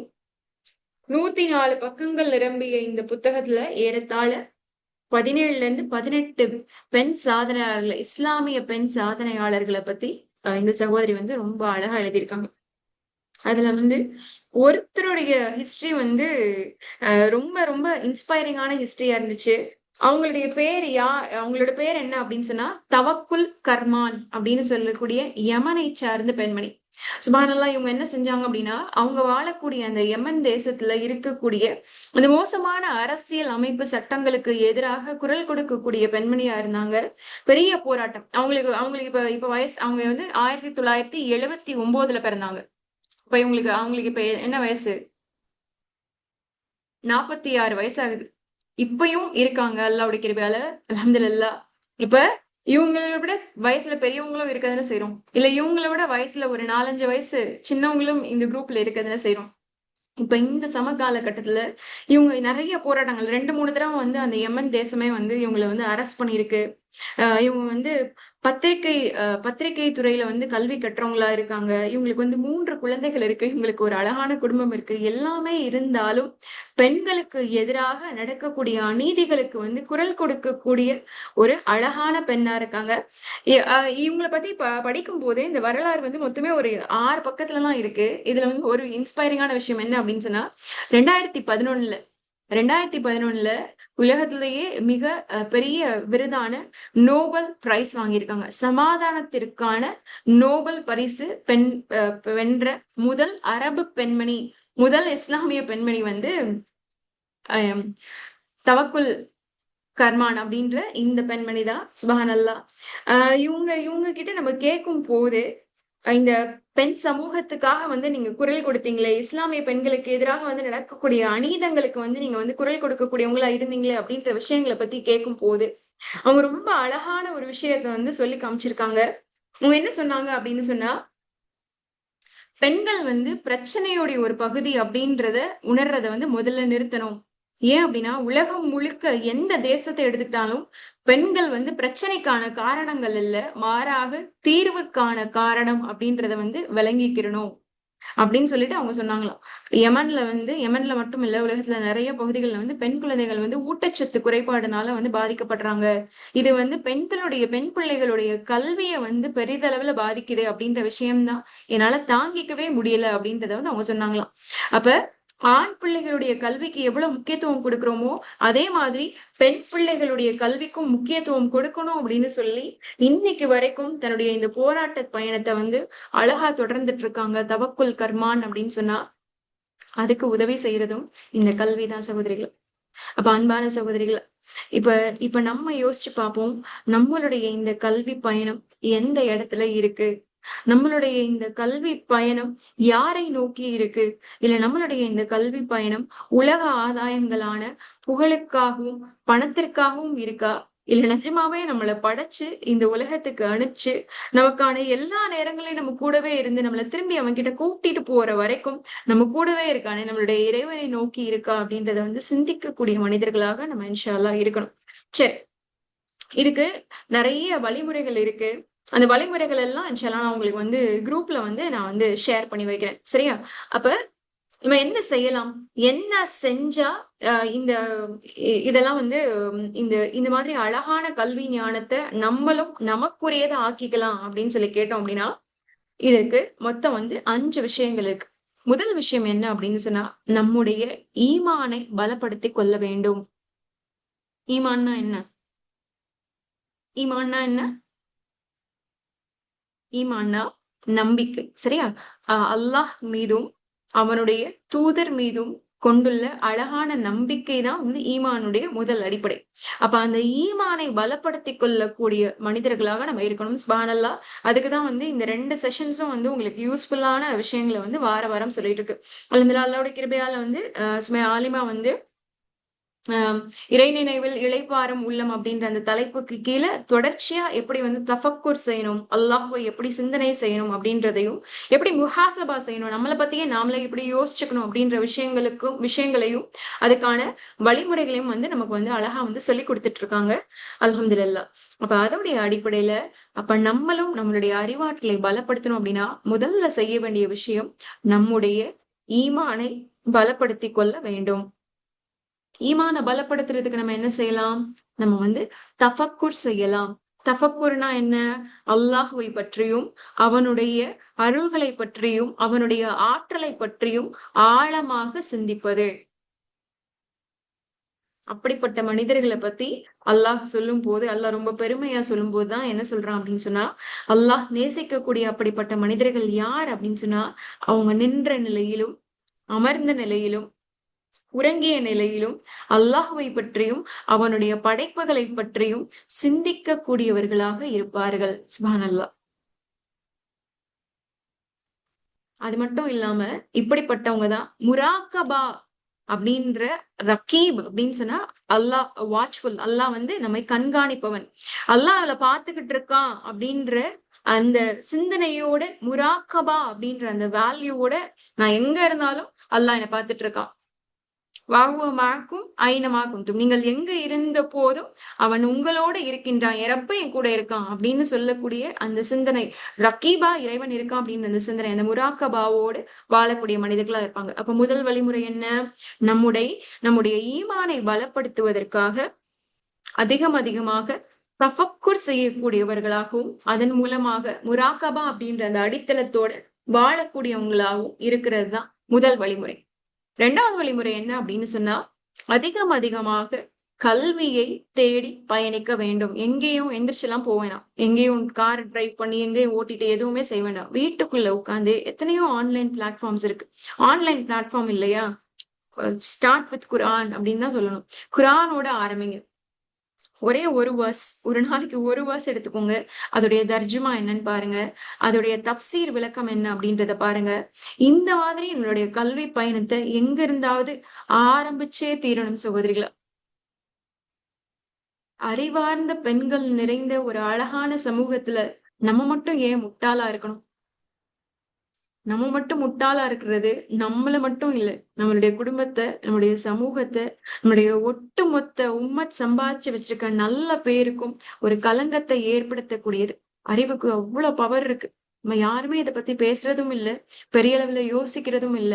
நம்மளுடைய வாழ்நாட்கள்ல நிறைய நாட்களை ஏற்கனவே வீணாக்கி முடிச்சிட்டோம். இனிமே நம்ம கிட்ட டைமே இல்ல. எப்படி பப்ளிக் எக்ஸாம் வர்றதுக்கு ஒரு மாசத்துக்கு முன்னாடி உருண்டு பிறண்டு படிக்கிற பிள்ளை மாதிரி பப்ளிக் எக்ஸாம்க்கு ஒரு மாசம் இருக்கு அப்படின்ற அந்த டைமாவது தெரியும். ஆனா நம்மளுடைய கடைசி மூச்சுக்கு, கடைசி நாளுக்கு என்ன டைம் இருக்கு அப்படின்ற டைம் கூட நமக்கு தெரியாது. அப்ப நம்ம எவ்வளவு துரிதமா, எவ்வளவு எஃபர்ட் போட வேண்டிய தேவை இருக்கு கல்விக்காக. ஆனா எவ்வளவு பொழுதுகளை அசால்ட்டா வீணாக்கிட்டு இருக்கோம் சகோதரிகளை. ரீல்ஸ் என்ன, ஷார்ட்ஸ் என்ன, அதுக்கப்புறம் வந்து ஸ்டோரிஸ் என்ன, இல்ல வீடியோஸ் என்ன, ரெசிபி எத்தனை ரெசிபி பாக்குறோம் யூடியூப்ல, எவ்வளவு நேரத்தை வீணாக்குறோம். சுப்ஹானல்லாஹ், அல்லாஹ் வந்து பாதுகாக்கணும். அப்ப கல்வியை தேடி பயணிக்க வேண்டும். கல்வியின் பயணத்தை தயவு செஞ்சு ஆரம்பிச்சிடணும். ஒரு நிம்மதியாவது கிடைக்கும். என்ன நிம்மதி கிடைக்கும்? கல்வியை தேடி பயணிப்பவர் சுவனத்தை நோக்கி பயணிக்கின்றார். அப்படா இந்த பாதையில இனி இனி இந்த இந்த கிளாஸுக்கு அப்புறம் இப்ப எனக்கு வந்து 40 வயசுன்னு வச்சுக்கோங்களேன். இப்ப என்னுடைய ஆயுள் காலம் எத்தனைன்னு தெரியல. இப்ப எனக்கு ஒரு 50 வயசு வரைக்கும் நல்ல ஆயுள் கொடுத்துருக்கான் அப்படின்னா, இப்ப இன்னைக்கு என்னுடைய இந்த கல்வியோடைய பயணத்தை நான் ஆரம்பிக்கிறேன். ஒரு டெய்லி ஒரு 15 மினிட்ஸ் மட்டும் ஏதாவது ஒரு புது விஷயத்த அல்லாவுக்காக நான் கத்துக்கிறேன் அப்படின்ற இஹ்லாஸோட நான் கத்துக்கிறேன்னு வச்சுக்கோங்களேன். இனி அடுத்த 10 வருஷத்துல நான் எப்ப மௌத்தா போனாலும் என்ன நிம்மதியோட நான் மௌத்தா போலாம். என்னோட பயணம் சொர்க்கத்தை நோக்கின பயணம். நான் சொர்க்கத்தை நோக்கி நடந்துட்டு இருக்கையில மௌத்தா போயிட்டேன். சுப்ஹானல்லாஹ். அப்ப அல்லாஹ் என்னை எப்படியாவது சொர்க்கத்துக்குள்ள கூட்டிட்டு போயிடுவான். என் ரப்ப நான் எப்படியாவது பாத்துறேன் அப்படின்ற திருப்தியோட மரணிக்கிறதுக்கான ஒரு வாய்ப்பு அல்லாஹ் கொடுத்திருக்கான். ஆனா அந்த வாய்ப்பை யூஸ் பண்றதும் யூஸ் பண்ணாததும் நம்ம கிட்டதான் இருக்கு. இப்ப அல்லாஹ் அப்படிப்பட்ட அழகான பாக்கியத்தை நமக்கு கொடுக்கணும் அப்படின்னு நான் பிரார்த்தனை செஞ்சுக்கிறேன். அப்ப ரெண்டாவது விஷயம், அறிவாற்றலை பலப்படுத்தக்கூடிய இரண்டாவது விஷயம் என்ன அப்படின்னு சொன்னா, பயன் தரக்கூடிய கல்வி ஞானத்தை நாம் கற்றுக்கொள்ள வேண்டும். ஸ்டார்ட் பண்ணணும். ஓகேவா? சரி. அடுத்து இதுக்கு வந்து என்ன வேணா செய்யலாம். இந்த மாதிரி சின்ன சின்ன ஹலகாஸ்ல ஜாயின் பண்ணலாம். இல்ல அப்படின்னு சொன்னா ஆன்லைன்ல ஏதாவது லெக்சர்ஸ்ல ஜாயின் பண்ணலாம். நிறைய கல்வி கத்துக்கிறதுக்கான இஸ்லாமிக் ஸ்பேசஸ் இருக்கு. சில சிஸ்டர்ஸ் வந்து சூரத்துல் பக்ரா மட்டும் மனனம் பண்ணி அதோடைய ததப்புர் சேர்ந்த குரூப்ஸ் இருக்கு, கிளாஸஸ் இருக்கு. இங்க நம்மளுடைய அகாடமியில வந்து ஆன்லைன் கிளாஸஸ் இருக்கு. நான் வந்து ஆலிமா பட்டம் வாங்கணும் அப்படின்னு இல்லைன்னா கூட இந்த மாதிரி ஈமானிய பயிற்சி வகுப்புகளோ இல்ல வந்து சில டிப்ளமா கிளாஸஸ் இருக்கு. அப்படி கூட நீங்க வந்து தீனியாத் கிளாஸஸ்ல அந்த மாதிரி எதுலயாவது என்ரோல் பண்ணிட்டு இந்த கல்வியுடைய பயணத்தை, சுவனத்துடைய பயணத்தை இன்ஷா அல்லாஹ் நம்ம ஸ்டார்ட் பண்ணலாம். சரியா? சரி. 3வது விஷயம் என்ன அப்படின்னு சொன்னா, அறிவுடைய சென்டர் எது? கருணையோட சென்டர் இதயம். சரியா? இரக்கத்தோட சென்டர் வந்து இதயம். அப்ப அறிவுடைய சென்டர் எது? எனக்கு நீங்க ஆன்சர் பண்ணணும். குரூப்ல சாட்ல ஆன்சர் பண்ணுங்க. அறிவுடைய சென்டர் எது? மாஷா அல்லாஹ், பிரெயின். சூப்பர். அப்ப அறிவுடைய மையம் எது அப்படின்னு சொன்னா மூளை. அப்ப இந்த மூளையை பலப்படுத்தக்கூடிய, இந்த மூளையை ஆரோக்கியமாக வைத்துக் கொள்ளக்கூடிய சில பழக்க வழக்கங்களை நாம் அன்றாட வாழ்க்கையில வந்து செய்யும் போது அறிவுக்கான இந்த சென்டர் வந்து ஸ்ட்ராங்கா இருக்கும். என்ன செய்யலாம்னு சொல்லவா? முதல்ல இந்த இந்த இந்த சென்டரை வந்து பலப்படுத்தணும். பிரெயின் அப்படின்ற இந்த அறிவுக்கான சென்டரை பலப்படுத்தணும் அப்படின்னா முதல்ல ஆரோக்கியமானது என்ன அப்படின்னு சொன்னா பேலன்ஸ்டான ஸ்லீப். நல்ல நிம்மதியான, அழகான, அமைதியான உறக்கம். அது நீங்க 6 மணி நேரம் தூங்கினாலும் சரி, இல்ல 5 மணி நேரம் தூங்கினாலும் சரி, தூங்குற தூக்கம் குவாலிட்டியான ஸ்லீப்பா இருக்கணும். நிம்மதியான தூக்கமா இருக்கும். ரசூல்லா சொன்ன மாதிரி வழிமுறைகளை பின்பற்றி தூங்குறதுக்கு முன்னாடி ஒளி செஞ்சுட்டு நம்ம தூங்குற இடத்துல வந்து கிளீன் பண்ணிட்டு உட்கார்ந்து அந்த இரவு நேரத்திற்கான திக்ருகளை செஞ்சுட்டு தூங்கும் போது நபிசுல்லா செஞ்சுறாங்கல்ல, ஆயத்துல் குர்சி ஓதும் போது அல்லாஹ் வந்து ஒரு வானவரை வந்து நம்மளுடைய தலைமாட்டுல வந்து உட்கார வச்சிடறான். சுப்ஹானல்லாஹ். அத அதை யோசிச்சு பாருங்களேன். ஒரே ஒரு வானவர் வந்து அவங்களுடைய தோற்றம் வந்து வானத்துல இருந்து பூமி வரைக்கும் இருக்கக்கூடிய பிரம்மாண்டமான தோற்றமா இருக்கும். பெரிய ரெக்கையோட இருப்பாங்க. இமேஜின் பண்ணி பார்த்தோம் அப்படின்னா, பெரிய ரெக்கையோட அவ்வளவு பெரிய தோற்றத்தோட இருக்கக்கூடிய ஒரு வானவர் டெய்லி நைட்டு நம்ம தூங்கும் போது நம்ம கூட நம்ம தலைமாட்டுல பாதுகாப்பா உட்கார்ந்து நம்மள விடியிற வரைக்கும் பாதுகாக்கிறாங்க அப்படின்னா, சுப்ஹானல்லாஹ், எத்தனை நாள் அந்த வாய்ப்பை வீணாக்கிட்டு ஆயத்துல் குர்சியோ இல்ல அந்த திக்ருகளோ இல்ல சூரத்துல் இக்லாஸ் இதெல்லாம் ஓதாம வேஸ்ட் பண்ணிடுறோம். அல்லாவே பாதுகாக்கிறேன்னு சொல்றான். இதை செய், நான் உனக்கு பாதுகாப்பு தரேன்னு சொல்றான். அதெல்லாம் வேணாம், நான் பாத்துக்கிறேன் அப்படின்னு சொல்லிட்டு நம்ம இந்த வாய்ப்பெல்லாம் வேஸ்ட் பண்ணிட்டு தூங்கக்கூடியவங்களா இருக்கும். சுப்ஹானல்லாஹ், அல்லாஹ் வந்து நம்மள பாதுகாக்கணும். அப்ப இந்த சின்ன மரணம் அப்படின்னு சொல்லக்கூடிய அழகான தூக்கத்தை நம்ம வந்து பேலன்ஸ்டா பின்பற்றும் போது நம்மளுடைய இந்த பிரெயின் சென்டர் வந்து ரொம்ப ஸ்ட்ராங்கா இருக்கும். 2வது வந்து ஹைட்ரேஷன். நல்ல தண்ணி குடிக்கணும். அதுக்காண்டி வந்து நான் 10 லிட்டர் தண்ணி குடிக்கிறேன் அப்படிலாம் இல்ல. ஒரு நாளைக்கு ஒரு ஐடியலா வந்து 2 லிட்டர், 2ல இருந்து 2.5 லிட்டர் குடிக்கிறதே வந்து ஐடியலான நீருக்கான அளவுதான் ஒரு ஆரோக்கியமான ஹியூமன் பீயிங்க்கு. அப்ப 2ல இருந்து 2 லிட்டர் தண்ணி குடிக்கிறோமானா இல்ல. மெஷர் பண்ணி பார்த்தோம் அப்படின்னா இருக்காது. வேணா ஒரு 1 லிட்டர் வாட்டர் பாட்டில் வாங்கி வச்சுட்டு அதுல ஃபில் பண்ணி வச்சுட்டு இன்னைக்கு வந்து இது ஃபுல்லா நான் குடிச்சிடணும் அப்படின்னு நினைச்சிட்டு நம்ம வந்து பிராக்டிஸ் பண்ண ஸ்டார்ட் பண்ணலாம். சரியா? ஹைட்ரேஷனும் ரொம்ப முக்கியமானது. மூளையுடைய செல்களை வந்து அது வந்து புத்துணர்ச்சியோட வச்சிருக்கும். அடுத்து வந்து பார்த்தோம் அப்படின்னு சொன்னா இந்த கேட்ஜெட்ஸ், மொபைலு, லேப்டாப்பு இப்படிப்பட்ட இந்த கருவிகளை, இந்த சாதனங்களை வந்து ஒரு அளவுக்கு தான் பயன்படுத்தணும். நமக்கு நாமளே வந்து ஒரு ரெஸ்ட்ரிக்ஷன் ஏற்படுத்திக்கணும். இன்னைக்கு நான் மொத்தமா காலையில எந்திரிச்சதுல இருந்து நைட் வரைக்கும் என்னுடைய மொத்த மொபைல் கேட்ஜெட்டுடைய யூசேஜ் வெறும் 1/2 மணி நேரமா தான் இருக்கணும். இல்ல கல்வி கத்துக்கிறதுக்கு அதெல்லாம் வேற. வேற ஏதாவது பொழுதுபோக்குக்காக நான் வந்து வெறும் 1/2 மணி நேரத்தை தாண்டி வாட்ஸ்அப் செக் பண்றேன், நான் வந்து யூடியூப்ல சும்மா பாக்குறேன் அப்படின்னு சொல்லிட்டு நம்மளுடைய அந்த யூசேஜ் இவ்வளவாதான் இருக்கணும் அப்படின்னு சொல்லிட்டு நம்மளுடைய மொபைல் யூசேஜ வந்து கண்டிப்பாக குறைத்து கொள்ள வேண்டும். அதுலதான் தேவையில்லாத ஃபித்னாக்கள் அது மாதிரி அதிகமா தேவைக்காக மட்டும் இல்லாம தேவையில்லாம போன் பேசிட்டு அவன் இப்படி பண்ணிட்டான், இவன் இப்படி பண்ணிட்டான், அவன் அப்படி பண்ணிட்டான், ஓடிட்டான், அது இதுன்னு சொல்லிட்டு தேவையில்லாத விஷயங்களை பேசிட்டு காசிப் புரணி பேசாம முடிஞ்ச வரைக்கும் அந்த கேட்ஜெட்னால நம்ம வந்து செலவு செய்யக்கூடிய நேரத்தை வந்து சுருக்கிக்கணும். டிஸ்ட்ராக்ஷன்ஸை வந்து தவிர்க்கிறதுக்காக. சரியா? 3 விஷயம் பாத்துருமா? 4வது விஷயம் அதிகமாக திக்ரு செய்வது. திக்ரு செய்யறதுக்கு வந்து கையில எப்பயுமே குரான் மாதிரி பெரிய புத்தகம் வந்து கையில இருக்கணுமா? இல்ல. எங்க வேணா எந்த நிலையில இருக்கும் வேணா திக்ர் செய்யலாம். இப்ப கூட நம்மளுடைய நாக்கு வந்து இங்க இங்க கவனம் செலுத்திட்டு இருந்தாலும் நாவு அல்லாஹ்வுடைய நினைவுல வந்து அசைஞ்சுட்டே இருக்கலாமே. லா இலாஹ இல்லல்லா, லா இலாஹ இல்லல்லா, லா இலாஹ இல்லல்லா, சுப்ஹானல்லாஹ். அப்படிப்பட்ட ஒரு அழகான நாக்கு என்ன செய்யும் அப்படின்னு சொன்னா, நாக்கு வந்து தன்னால அசைஞ்சிருமா? நாக்குக்கான கமாண்டே மூளையில இருந்து தானே வருது. அப்ப இந்த மூளை நாக்கே நீ அல்லாஹ்வை யோசி அப்படின்னு சொல்லி ஒரு கமாண்ட் கொடுக்கிற அளவுக்கு ஒரு உன்னதமான மூளையா மாறுச்சு அப்படின்னா அது கண்டிப்பா ஹெல்தியா தானே இருக்கும். அப்ப 4வது வழிமுறை திக்ர். 5வது விஷயம் என்ன அப்படின்னு சொன்னா அல் குர்ஆன். சுப்ஹானல்லாஹ். குர்ஆன் தரக்கூடிய கிளாரிட்டிய வேற எதுவுமே தராது.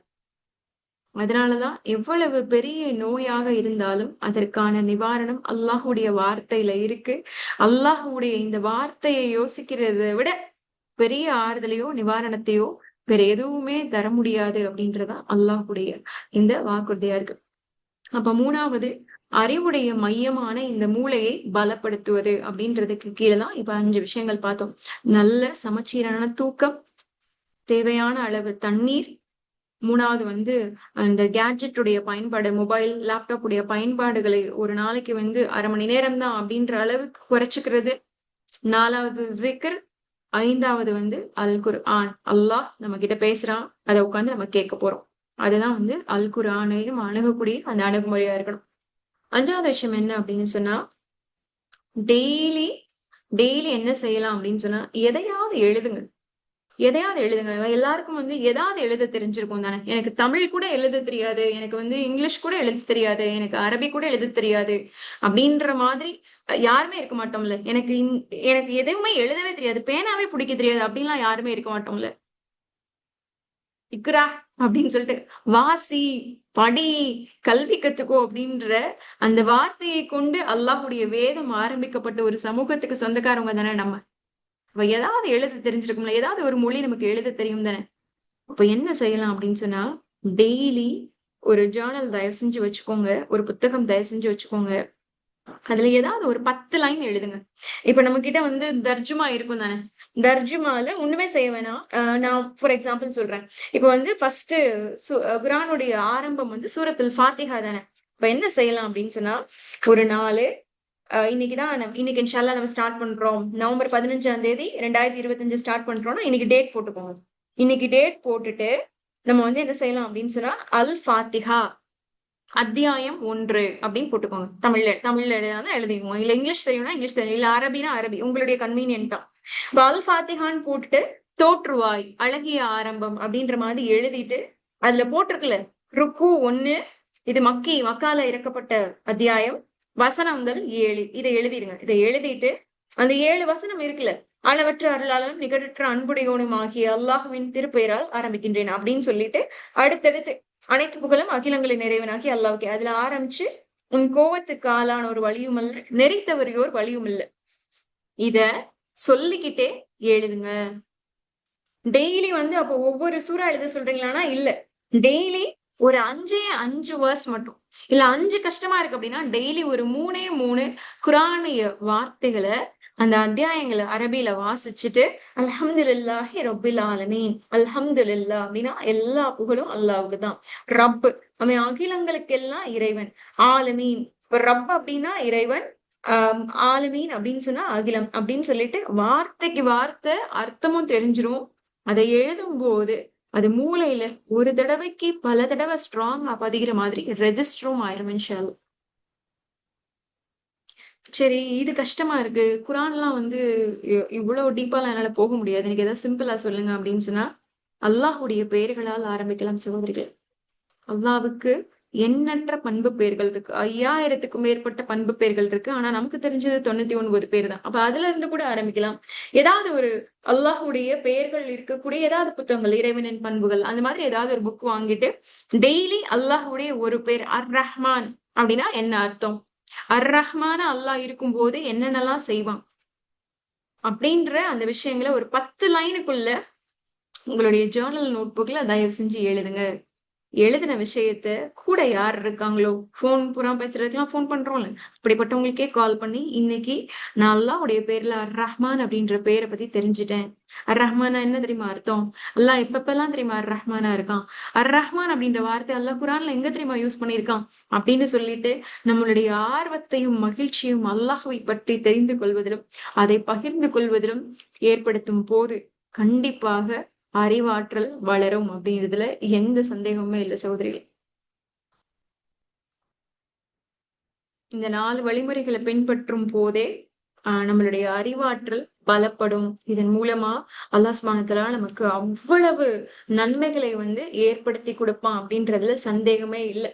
இப்ப இப்படி நம்ம அறிவாற்றலை பலப்படுத்தும் போது அது என்னெல்லாம் நன்மையை ஏற்படுத்தும்னு நீங்க நினைக்கிறீங்க?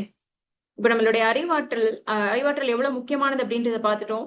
அப்படின்னா என்ன அப்படின்றத தெரிஞ்சுட்டோம். அதை வந்து எப்படியெல்லாம் பலப்படுத்தலாம் அப்படின்றத பார்த்துட்டோம்.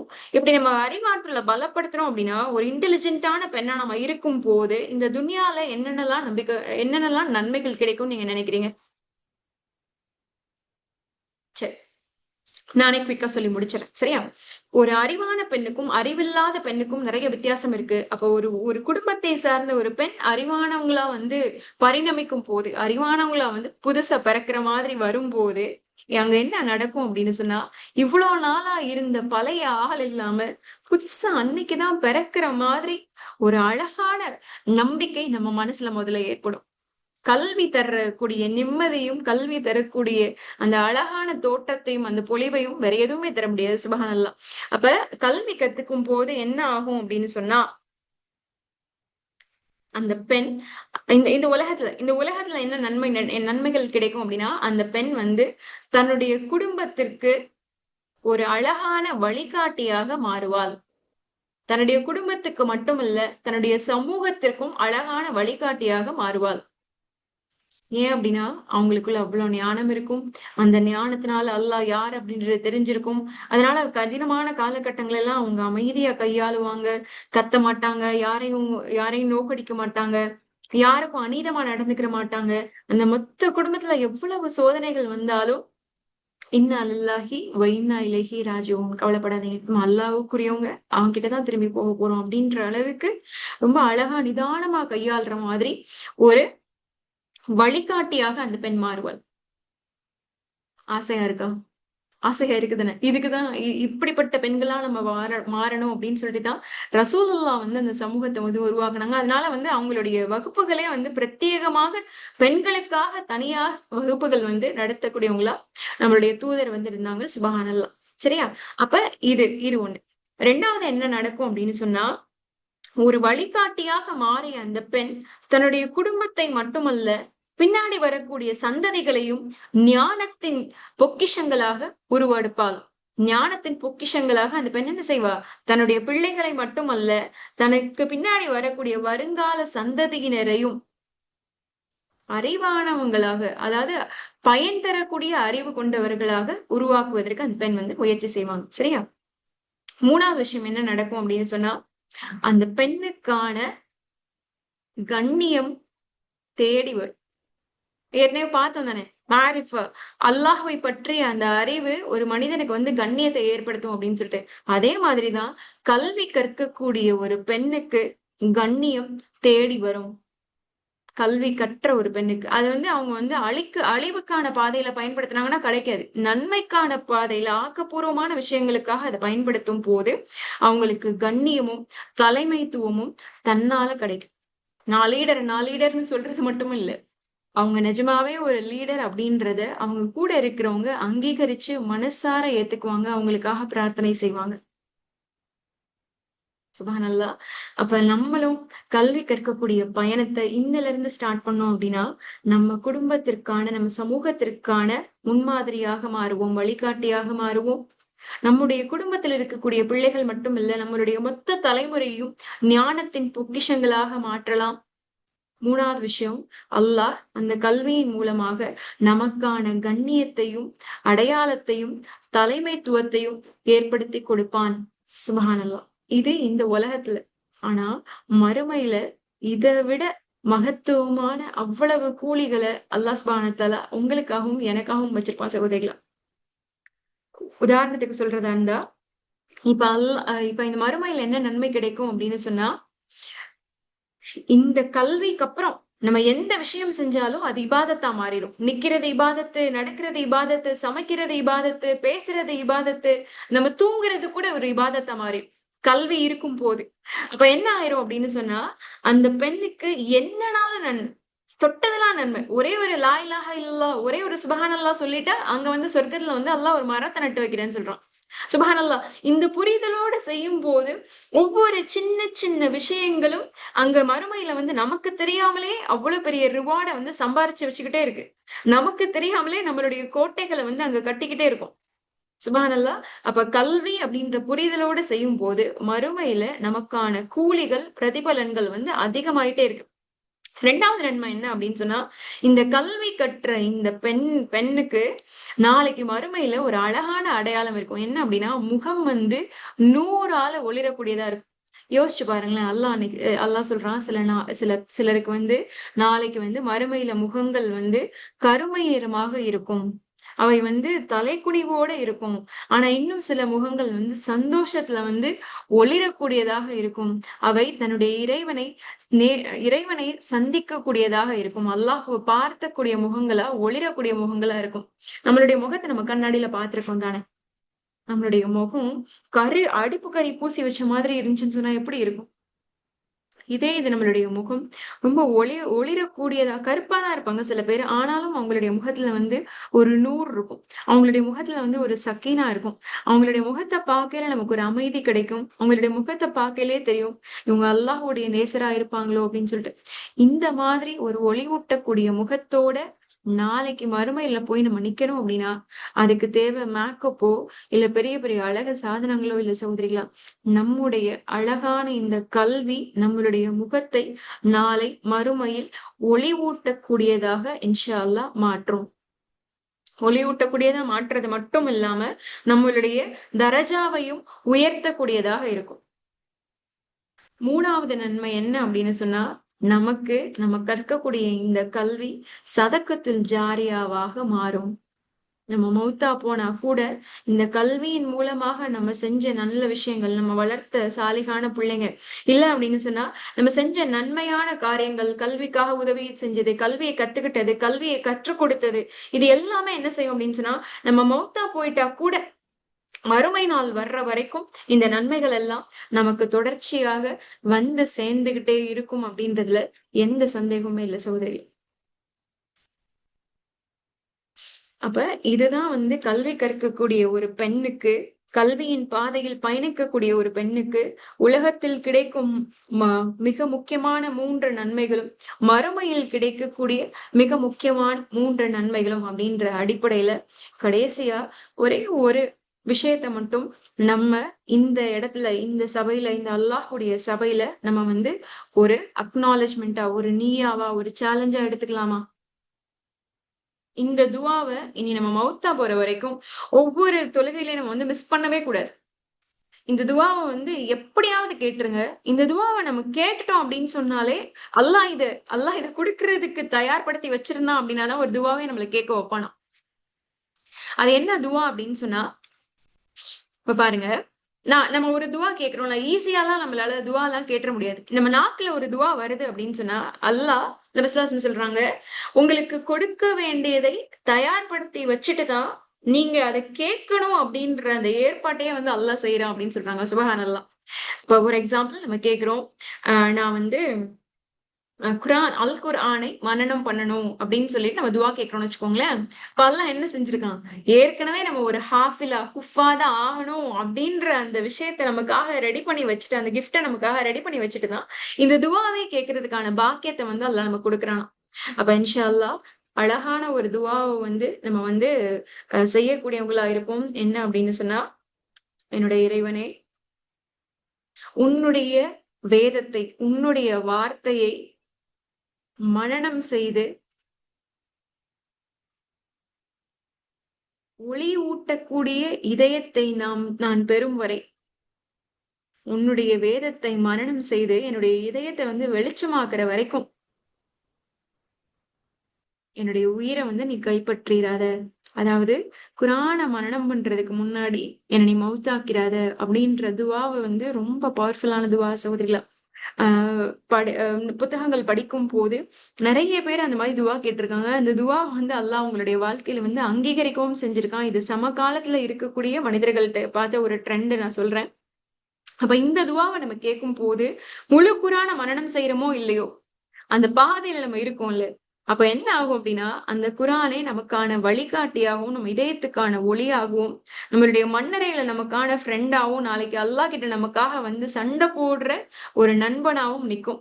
என்ன மன்னன பண்ணான்ல, என்ன படிச்சான்ல, என்ன படிச்சுட்டு அது மாதிரியே வாழ முயற்சி செஞ்சான்ல, இவன எப்படி நீ நரகத்துக்கு கூட்டிட்டு போகலாம் அப்படின்னு சொல்லிட்டு, நாளைக்கு நம்மளுடைய இந்த அல் குர்ஆன் நமக்காக வந்து மன்றாடக்கூடியதா இருக்கும் இன்ஷா அல்லாஹ்.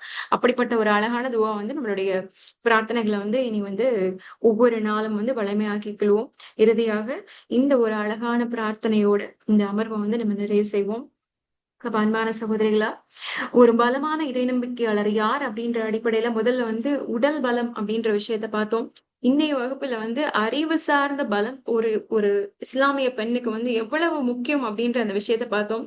அறிவு சார்ந்த பலம் இருக்கும்போது மட்டும்தான் அந்த பெண் தன்னுடைய உடலை, தன்னுடைய மனதை, தன்னுடைய ஆன்மாவை அல்லாஹுவின் பணிகளுக்காக பயன்படுத்தக்கூடிய ஒரு பெண்ணா வந்து மாறுவாங்க.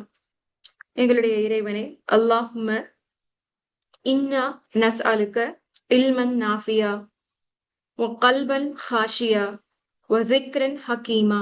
எங்களுடைய இறைவனே, நாங்கள் உன்னிடம் பயன் தரக்கூடிய முழுமையான கல்வி ஞானத்தையும், பணிவான இதயத்தையும், உனக்கு அஞ்சக்கூடிய ஒரு பணிவான இதயத்தையும், உன்னை அதிகம் அதிகமாக நினைவு கூறக்கூடிய ஞானத்தையும் உன்னிடம் யாசிக்கின்றோம். அன்பான சகோதரிகளா, கேட்டதன்படி செயல்படக்கூடிய மக்களாக அல்லாஹ் உங்களையும் என்னையும் ஆக்கியருள்வானாக. நம்முடைய குடும்பத்துக்கும் நம்முடைய தலைமுறைக்கும் ஒரு மிகச்சிறந்த முன்மாதிரியாக நம்மை நம்முடைய இறைவன் ஆக்கியருள்வானாக. நம்முடைய கல்வி பயணத்தை இன்ஷா அல்லாஹ் இன்றிலிருந்து தொடங்கக்கூடிய பாக்கியத்தையும் இறைவனிடம் யாசிக்கின்றேன். துவா சொல்லிக்கலாம். சுபஹானக அல்லாஹும்ம வபிஹம்திக அஷ்ஹது அன் லா இலாஹா இல்லா அன்த அஸ்தக்ஃபிருக வ அத்தூபு இலைக். ரப்பனா தகப்பல் மின்னா இன்னக அன்தஸ் ஸமீஉல் அலீம்.